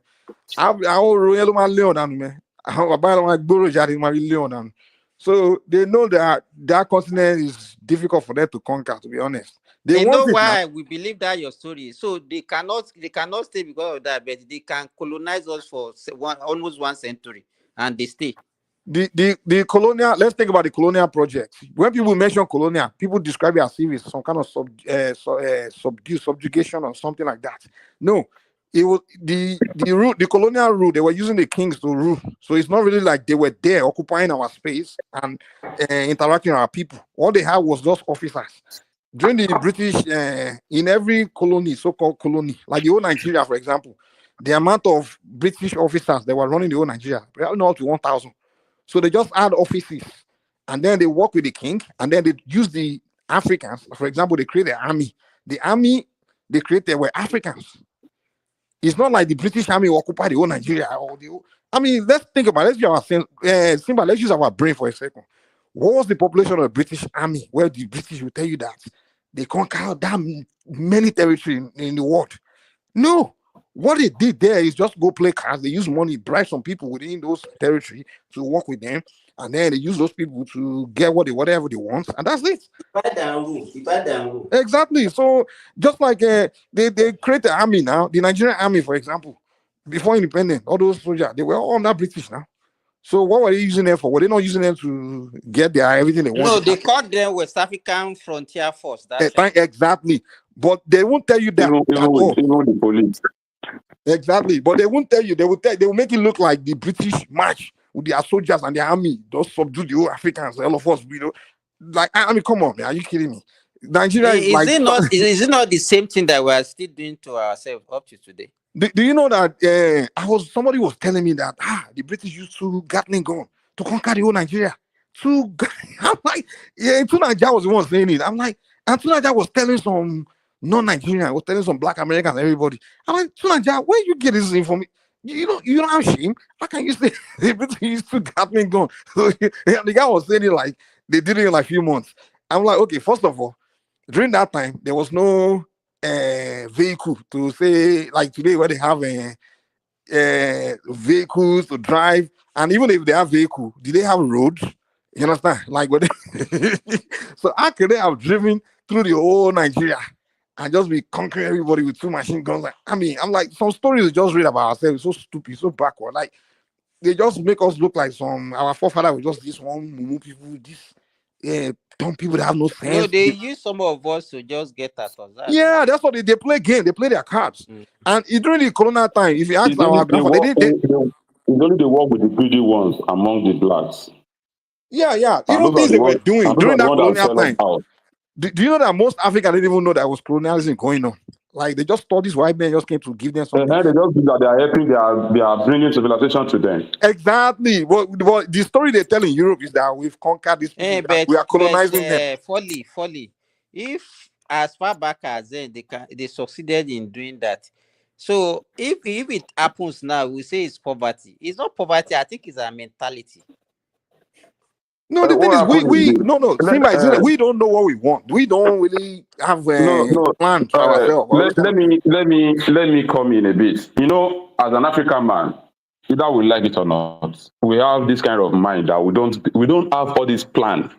That somebody Africa don't even know. Didn't get that. I didn't get what you just said. Yes, do you know Africa don't even have they didn't have land bordered before these people came in. We live together. Africa don't have boundaries. We don't have. That's not true. Our young That's people not go true. tell you where their boundaries. We have In fact, boundaries. We Man. have these boundary. people, We these Everybody have people land now. came, We know where our now. these ethnic people boundaries We came, end. live in these the people came, communities now. these people came. They were the one that actually begin to No, introduce all forget this. about the boundary of a country, but everybody knows where their land Exactly. We have ends and ethnic starts boundaries, from. man. We But people we, know their land but now. then what? But then nobody stops you to come into anywhere. Nobody stop anybody to They stop you. No, go They no, know they go that stop you're a anywhere. you. They stranger. stop you. You They can't know come you as don't a belong stranger here. to You only another come there to community train and you now. go back to where you come from. You can't just. Uh, They know you are not member of the kingdom. And we No, have no, we have. no. In fact, I think Foley, we need Foley. we need to check. Where did the word Yes, Olibode? yes. Where did the word Olibode come from? If you don't have boundary, well, where Olibode? Where there's Olibode? As this Yoruba Which is is in Yoruba, anybody? there's Olibode. Fully, we're not just What's walking around like a bunch of animals, man. We have boundaries. Where do you hear anybody from? That's why we have Olibode? languages now. Is a Yoruba language now. Is it not after all these things started happening that we started having all those things? no, but how can you so Paul, how can you believe that human being will exist without boundary? Fully, Everybody we just had begin. empires So now, if you kingdoms farm now. here today, I can come back tomorrow and say it's my turn to farm there. Ask yourself, if you don't have boundary, why Obuekiti Parapo against Ibadan? Why do you have empires? Why do you even have Why did empires? Ilorin fall? Why did Ilorin fall? Is the excursion? Is the excursion that is going on in Yoruba land that creates that Ekiti Parapo, Ogukiriji? Is the excursion from Ibadan? Baba Alaafin Oyo was not ruling over Ife Kingdom, right? And He wasn't ruling, but he's sending his what's it called? All these what's it called? Tax Why? collector to Okay, go and let me demand. tell you. Let me ask you, Polly. Why do we have obas if they don't have territory? We don't have territory. We have communities. We have So the communities. community We have have people. boundaries now. They have boundaries. No, you don't get what I'm saying. I'm not saying people don't have boundaries, but what I'm telling you is that boundaries is not as it is today. What do you Before, mean? It's not everybody as can just you can everybody can you can leave Nigeria to Cotonou, Lagos people can go to Niger can go to people in Choi, Borno can go to Niger. I Those think I know things what he's we saying. don't He's have all those saying, things before. But We they do. can go for trade. Yes. They can. Yeah, They know for that trade. they are strangers. Yeah. I think he They said the will go and come bureaucracy, back the easily. Yes, bureaucracy like back then nobody was stop really. them. When you have access to Nobody enter stop anywhere, anybody these days. Also give? now. But now they stop you. I think I You know what he's saying. can't enter I think we know Nigeria. what you're saying. Yes. Hold on. Simba, I think we You know are what he's talking saying. about needing a maybe we need a visa or all those things that we are Yeah, having that's now. what he's saying. He's saying back then we Yes, don't need before you go to visas or those anywhere now, things. you have to have these things. But before you don't have it. Okay. You Yeah, don't have but now to. hold on. But now we become more organized. Now we have to exactly. So it's just what it is. Let me tell you the You have problem now. you have They are still nations in the using the same world. greedy. Even that time, They are let still me tell using the you, same. Mike, they are still using the same greedy people. Their duty is to look for people who are greedy among us. Let me talk to you. Let me talk to you, sir. The problem, what they are doing now, their job now, and their duty now, is to make sure they allow the greedy ones to govern Africans. Anytime they see anybody that is giving them that shoulder, they come after them and they kill them. And that is why Africa is still what we have today. It's not like people are not trying to revolt, but they are still using the same tactics. What about the non-greedy one that the West are giving money to go and foment trouble in Africa? You said what? The so-called human rights and critics. You said? Do you understand me? What about those ones that the West they are giving them money in the name of greedy human ones rights? They still have their puppet You know, things. There are people they are using as their puppets. Listen, they are playing the same game. Foley, even before 1855, there was nothing like visa globally. So the European people can tell you that story, but you have a way of manning your border. You will not just go and enter on your border those days just because you. When they say stranger, they will take you. They will arrest you. They will turn you to a slave. You can't just enter any community anyhow. Fully back then, your king have to send you. Like they will know that you are. They know who's coming because if you just enter there, if you wander around, you miss your place. They will kidnap you. They will kidnap you and turn you to a slave. Can we even talk about? Can we even talk about the kings? The kings are warriors. People who have conquered communities. These are people we call kings. Then, yet they conquer communities. They are warriors. People that will just come and bring war to a place where there is peace and now conquer them and start ruling over them. And because nobody can challenge them, they'll be calling them kings. These are the things that affect Africans.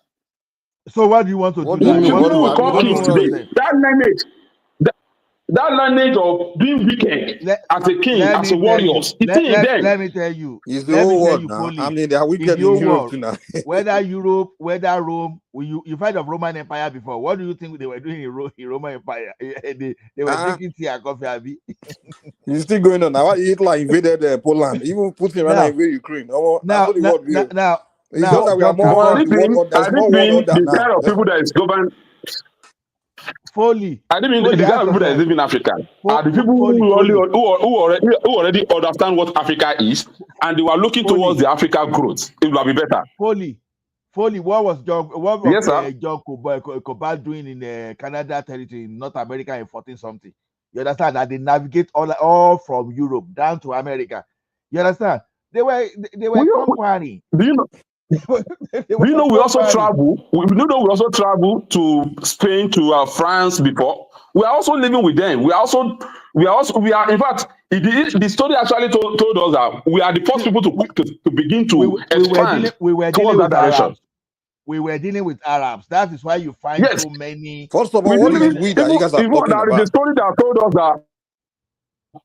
Who is this we that you're talking about? Nigeria spent Africa spent almost that's an African man that spent almost that was an African. Hey, fully. No. First of all, let's stop saying these Africans. Africans are not one group of people. The Africans are not one group of people. We have different empires in Africa. So there may be one empire somewhere in Africa. But my brother, once you are black, you are an African man.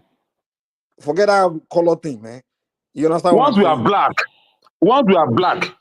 you are an Africa. That color shows you you are an African. You are a member of a race of people, but it doesn't mean you are the same a member of the same group. That race then, we don't call them Africa then. I think they have one name they are giving to them. But among ourselves, as long as you are a black fully, are you saying among ourselves in Africa, we see ourselves as one people, same people? Answer now. Please come again. I said, are you telling me that in Africa back then and even today, we all see ourselves as the same people? No, I didn't mean they leave us to continue living together without this thing. No, we'll have seen ourselves living together, as the one people by now. We never live together, first of all. So this we're living together. No, we're not. In fact, the same Europe don't live together then. Even today, but today they are living together. No, they are not. That same thing will have happened here. They have different countries, but today you can have Tengefita and travel. You can have Tengefita and travel everywhere in Europe. No, that's because hold on now. That's because they have a what do you call it? Policy of whatever they call it, but doesn't mean they are European Union. You understand? Kind of like ECO. Yes. Okay, the same thing like ECO. Okay, hold on. When countries come together to have treaties and things like that, it's different from saying they become one group of people. No, in Europe, yes, they have treaty. Okay, we can travel here, just like in ECOWAS, we have treaty. Like ECOWAS passport, you can travel to ECOWAS, but it doesn't mean we've now become one people or same people. It's just treaty. That's what it is. So nobody is for us not to deviate from what we are saying. We know Africans were actually suffering from these people's stand, and that is why we will not get it right until we start removing their suffering in their hands. Explain how we are suffering in their hands. In fact, look at what is happening in some Africans, some Africans, where you have your own resources and you can't even control it by yourself. Why can't you control it by yourself? If anybody, they have their game. They have their game in place. They have their game in place that is making you not to be in control of your own country. They are playing their game. You are playing your game. They are playing. Yes. They are getting their. Can anybody tell me the offense that what's it called? This guy committed, the Libya guy. What's his offense? Gaddafi. Why did they kill him? Gaddafi. Today, what is happening in that place? No. But are they the one that came and killed him? Is it not his own people that rose against him? This is the game that people don't understand. These people will We know the game. manipulate We know your the game you people. are No, talking which about, but game we don't you understand? can't say it because Make you somebody is allow playing These are it. the yourself to be instruments they are used. using. Why do Fully, you fully. allow Yes. No, yourself you to know be what? used? Remy, is it Remy or Timba? It's Simba. Because you are the same voice. You are the same voice. So you know I what? didn't You even know know what? about that. Mm. These people, they have their imperialism in place. They have their system in place. We know that now. You know, they have their own system. They have their own people among us. Folly, I think what we need And to be Fully, what talking you are about, saying it to they the will be choir. You using are you why like telling you us don't even something know we that already using know. you. Fully, you are telling us things we already know. And we are trying yes, to, we all know imperialism, we all know all these games, global, we all get that. But what we are telling you is that, yes, everybody play that game. But the thing is, some people are playing, they are winning. So you can't, the game, anybody who wants to play it. Even you, if you get opportunities to play that game and take advantage of European countries, you will do it. Okay, China, hold on, calm what will down, you calm say down, about? calm down, calm down, calm down, Okay, calm down. China, they are the same game, they are playing against you, they're playing against China. China is playing back against them. Everybody's here to play game. That's what the world is all about. But it seems that we Africans don't want to sit back Mike, crying as if let me tell somebody you. is doing Let me now, something. Hold on, you are crying as if someone is doing what they're not supposed to do. They're supposed to play game. Mike. Let me now tell you something. Why will you see Bishop Ajayi Crowther that came to change their Bibles to Yoruba language? And when it got to Jesus, he called it Jesus. He got to Peter, he called it Peteru. He got to Solomon, Solomoni. And he started giving them the names like that. When he now got to Satan, he called it They call Eshu. it okay. What do Yeah. you know the implication of that Eshu in Yoruba's belief? That They means you know kill now that that aspect completely. You kill it fully. completely. Anybody see I it, we mean, see it as a bad thing. Folly, instead of blaming Satan, Sataru. Literally. And you call it a true. I know it's a true. So and that thing, today, they now tag Eshu as an evil person. And even in Yoruba culture, they call Eshu, the Shuriki is like, Obelekun, so okay, Obelekun.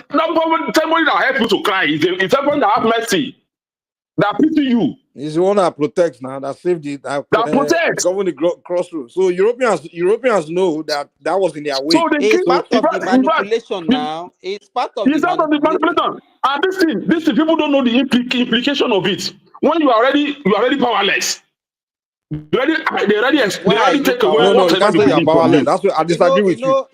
Folly. If you So know you all can't say those you're things, powerless. then you You can't don't say you're need to powerless. cry. You're supposed to look at the way out for yourself. It's not crying will not solve your Thank problem. you. That's the point we're trying to make to Foley tonight. He's And telling us things we already the know. problem now is this: the people that are supposed to lead the movement for that freedom, for that emancipation, they were coming after them every time they try to rise up before they I get to the beg level you, of leave people knowing that. them. Even the My people bro, that are living, where are their family? Are they not with them? Your mentor is his family not living in US. So what are you saying? don't mind them. Foley, the thing is, Mike, you can Foley, Mike, calm down. You need to don't listen. let us go through that house again because we are actually having the conversation here. I don't know why Okay. whenever we are saying something, Can I okay, also you contribute, always make please? it look like Remy, let me just say this real quick. Foley, Remy, I'm here's the deal. listening. Foley, here's the deal. The game Europeans are playing, they are kicking your ass. They are trying to play the same. They are playing the same game with Chinese, Japanese, and Chinese play. Everybody's playing that game to take advantage of the next person. But the problem with Africans is, compared to Chinese and everybody, those don't recognize the game and they figure a way to play back and cover themselves and do something about themselves to make sure And they are they ready don't to get sacrifice. They are ready to exactly. sacrifice. They figure out solution to their. They recognize that okay, this person outside is not for my interest, for their own interest, and they do anything to take advantage of you.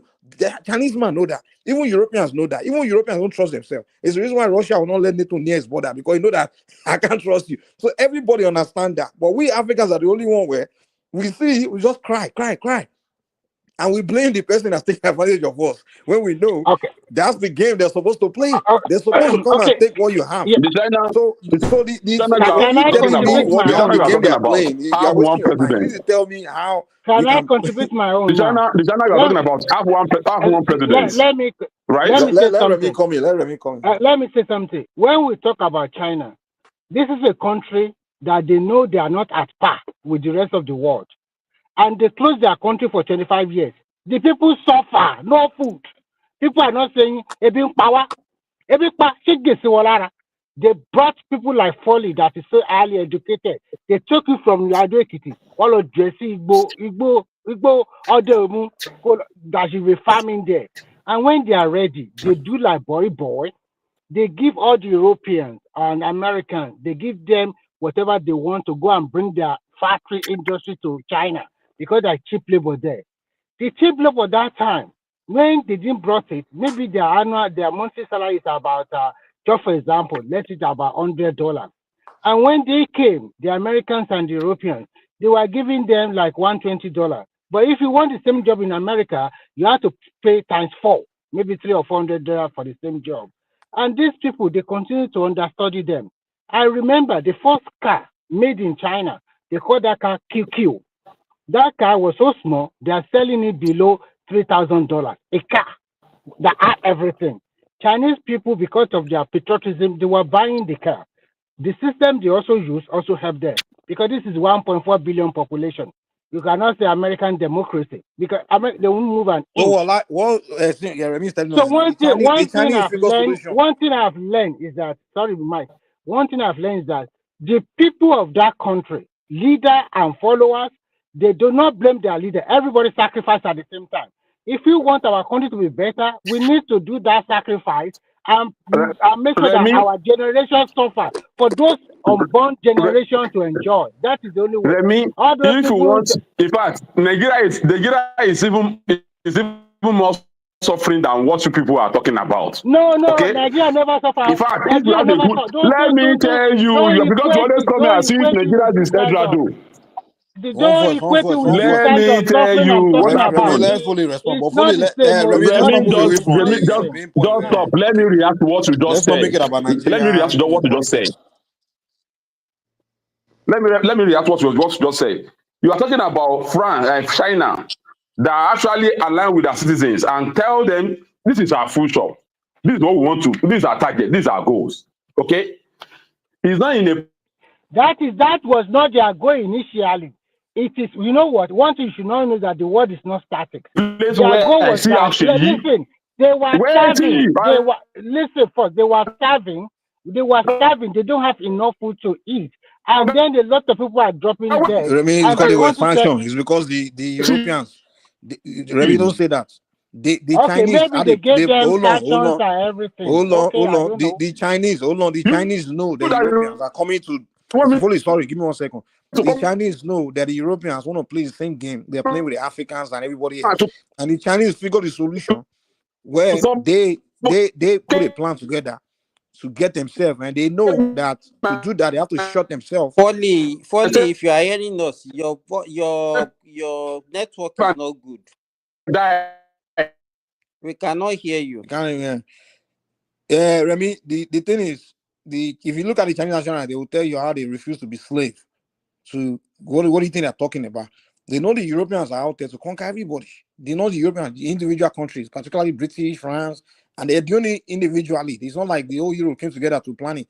They're all out there trying to be rich and conquer everybody the same way. So the Chinese, they didn't sit around crying about the Europeans. What they did was figure solution to the European problem.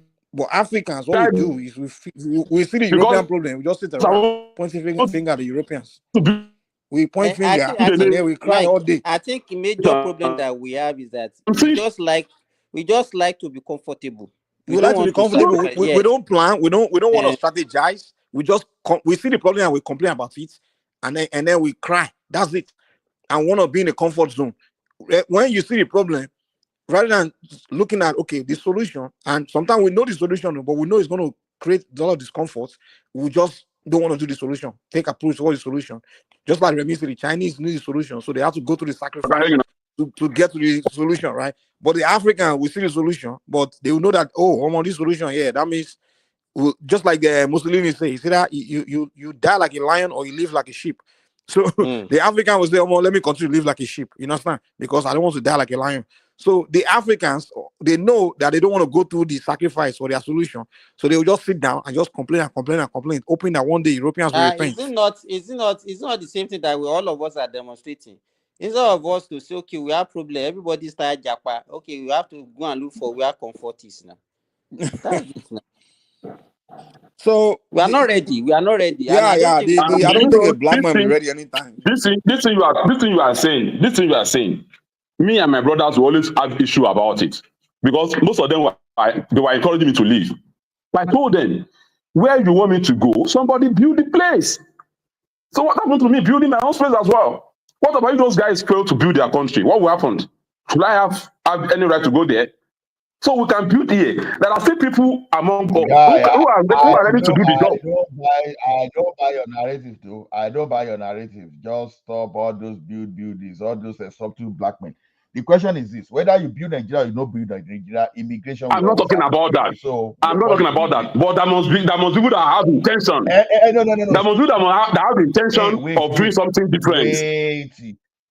I'm not don't saying need you to that you talk travel, about that you have done anything lie wrong. that build. But that may be my goals. Hold on, I can agree and I can also disagree. If you're in Nigeria, right, and you have the means to start building Nigeria, then I would tell you not to Japan and stay there and build. But if you're in Nigeria, you don't have the means to build, to do anything, and you have opportunities to go and build yourself somewhere, I will tell you go somewhere else and build yourself first. And then once you build yourself, and come back and start building Nigeria. That's where me I see it. But a lot of Nigerians have Japan. Oh no, wait, let me make this last point.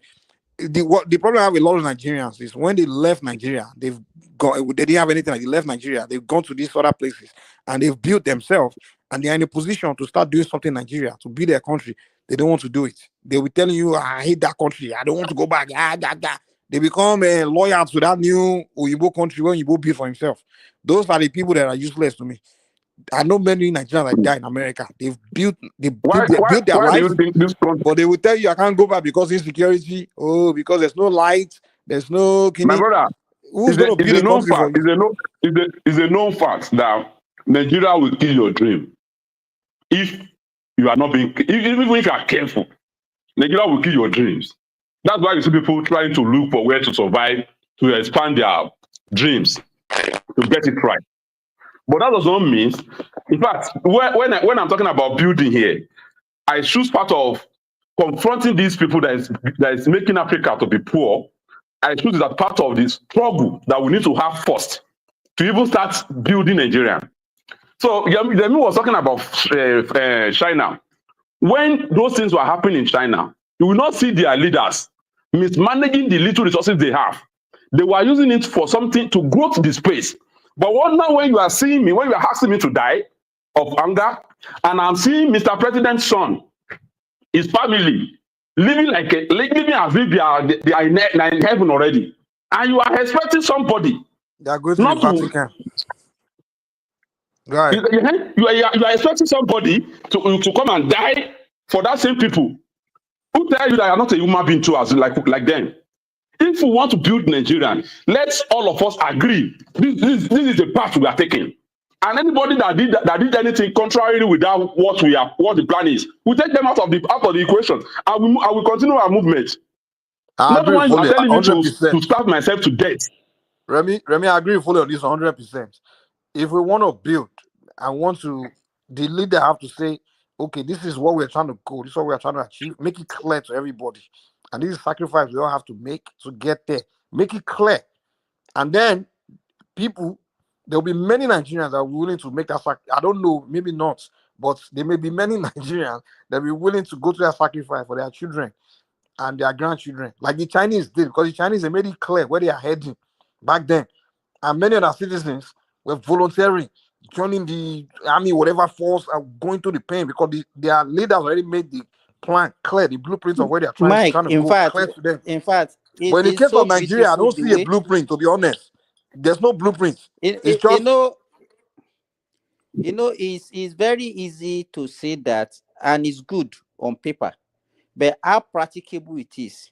Even you see that even there are some followers, because they were so divided in so much so that even if somebody is having that plan, so people will be say, don't mind him. Another tribe will go against you. Exactly. We cannot have the way we are. I don't think we can have a common goal. That is it. Because I mean, that's a lie. That's a lie. In fact, let me tell you something today. If you have a leader today that can stand up and preach love, unity, and growth to Nigeria, and is ready to do the job, all Nigeria will follow the person. So if you're Yoruba man, And if Tinubu is preaching love and all these things, so Tinubu has never preached love. Oh Lord, Tinubu leads Nigerians to come here. He has never preached love. No, that kind of I people didn't can say he never has. live. I didn't Can say he never has. live with Can this you kind of calm down? development that you guys are talking about. This is exactly where Foley is taking us to. Foley, are you listening to us at all? I never say he preach. I'm just saying if he decide to preach the love and whatever you said just now, the unity and everything. Yes, we accept it. Now, the people But you from take the away subsidy southern. from us. You are giving my state governor almost 12 billion naira today, and nothing to show for that 12 billion naira. Foley, can And you you are stop asking me to shifting the die. argument? Can you just speak on one point at a time? Calm down. You said if we can have a leader that can stand up and preach love and preach whatever, preach this. If you are from one tribe, you are preaching it. People from another tribe already hate you and hate your tribe. They're not listening to your love preaching. They don't care. They don't. That's what Simba is trying to tell you. Whatever you say is relevant to them. There's nothing Tinubu can say loving or sweet that people from southeast or the question you're supposed to say ask they want to. yourself, Foley, why didn't we have them? Why has it been so difficult for us? And it's not peculiar to Nigeria. Why has it been so difficult from inception of our creation till now? We can't get such a person. Have you ever asked yourself that question? Nobody want to listen to that person. Now. Even your show that's preaching that thing you're talking. People from other tribe, they're insulting him because he says going against their OB. You understand? When they know OB is a clear criminal. And it's not all Igbos. It's not Igbos that are going against him. It's not all Igbos. There are Igbos that are also more than even Yorubas. It's not all Igbos. Many of them now. But there are people that are insulting. I saw the guy on the Rudolph channel now. They were this Kenega, one guy insult the guy. Many of them are insulting him. They don't like him because if Showore was a so what I'm saying is that preaching of sweet talk is most Nigerian, no, especially when you're not from their tribe. When you are talking, they don't want to hear you. They don't care. No, there's nothing coming out of your mouth. That is not what's coming out of your mouth that they are listening to. They are just looking at you of where you are from, is what they want to know. And who are you? That's what that's the mentality of many Nigerians. Suspicious of one another now. Yeah, they're always suspicious of you, no matter what you are saying. They don't care. They don't want to know what you're saying. The moment you are from one place, some people from another place already have issue with you. So there's nothing you want to tell them that they will buy. They're already suspicious of you. So anything you say, they will. If you want to start that one now, they say, okay, after they have cornered everything now, they are now preaching something to us. No, we don't go give, we go take our own first. Exactly. I beg you. The only thing, to me, I think the only way you can get like that kind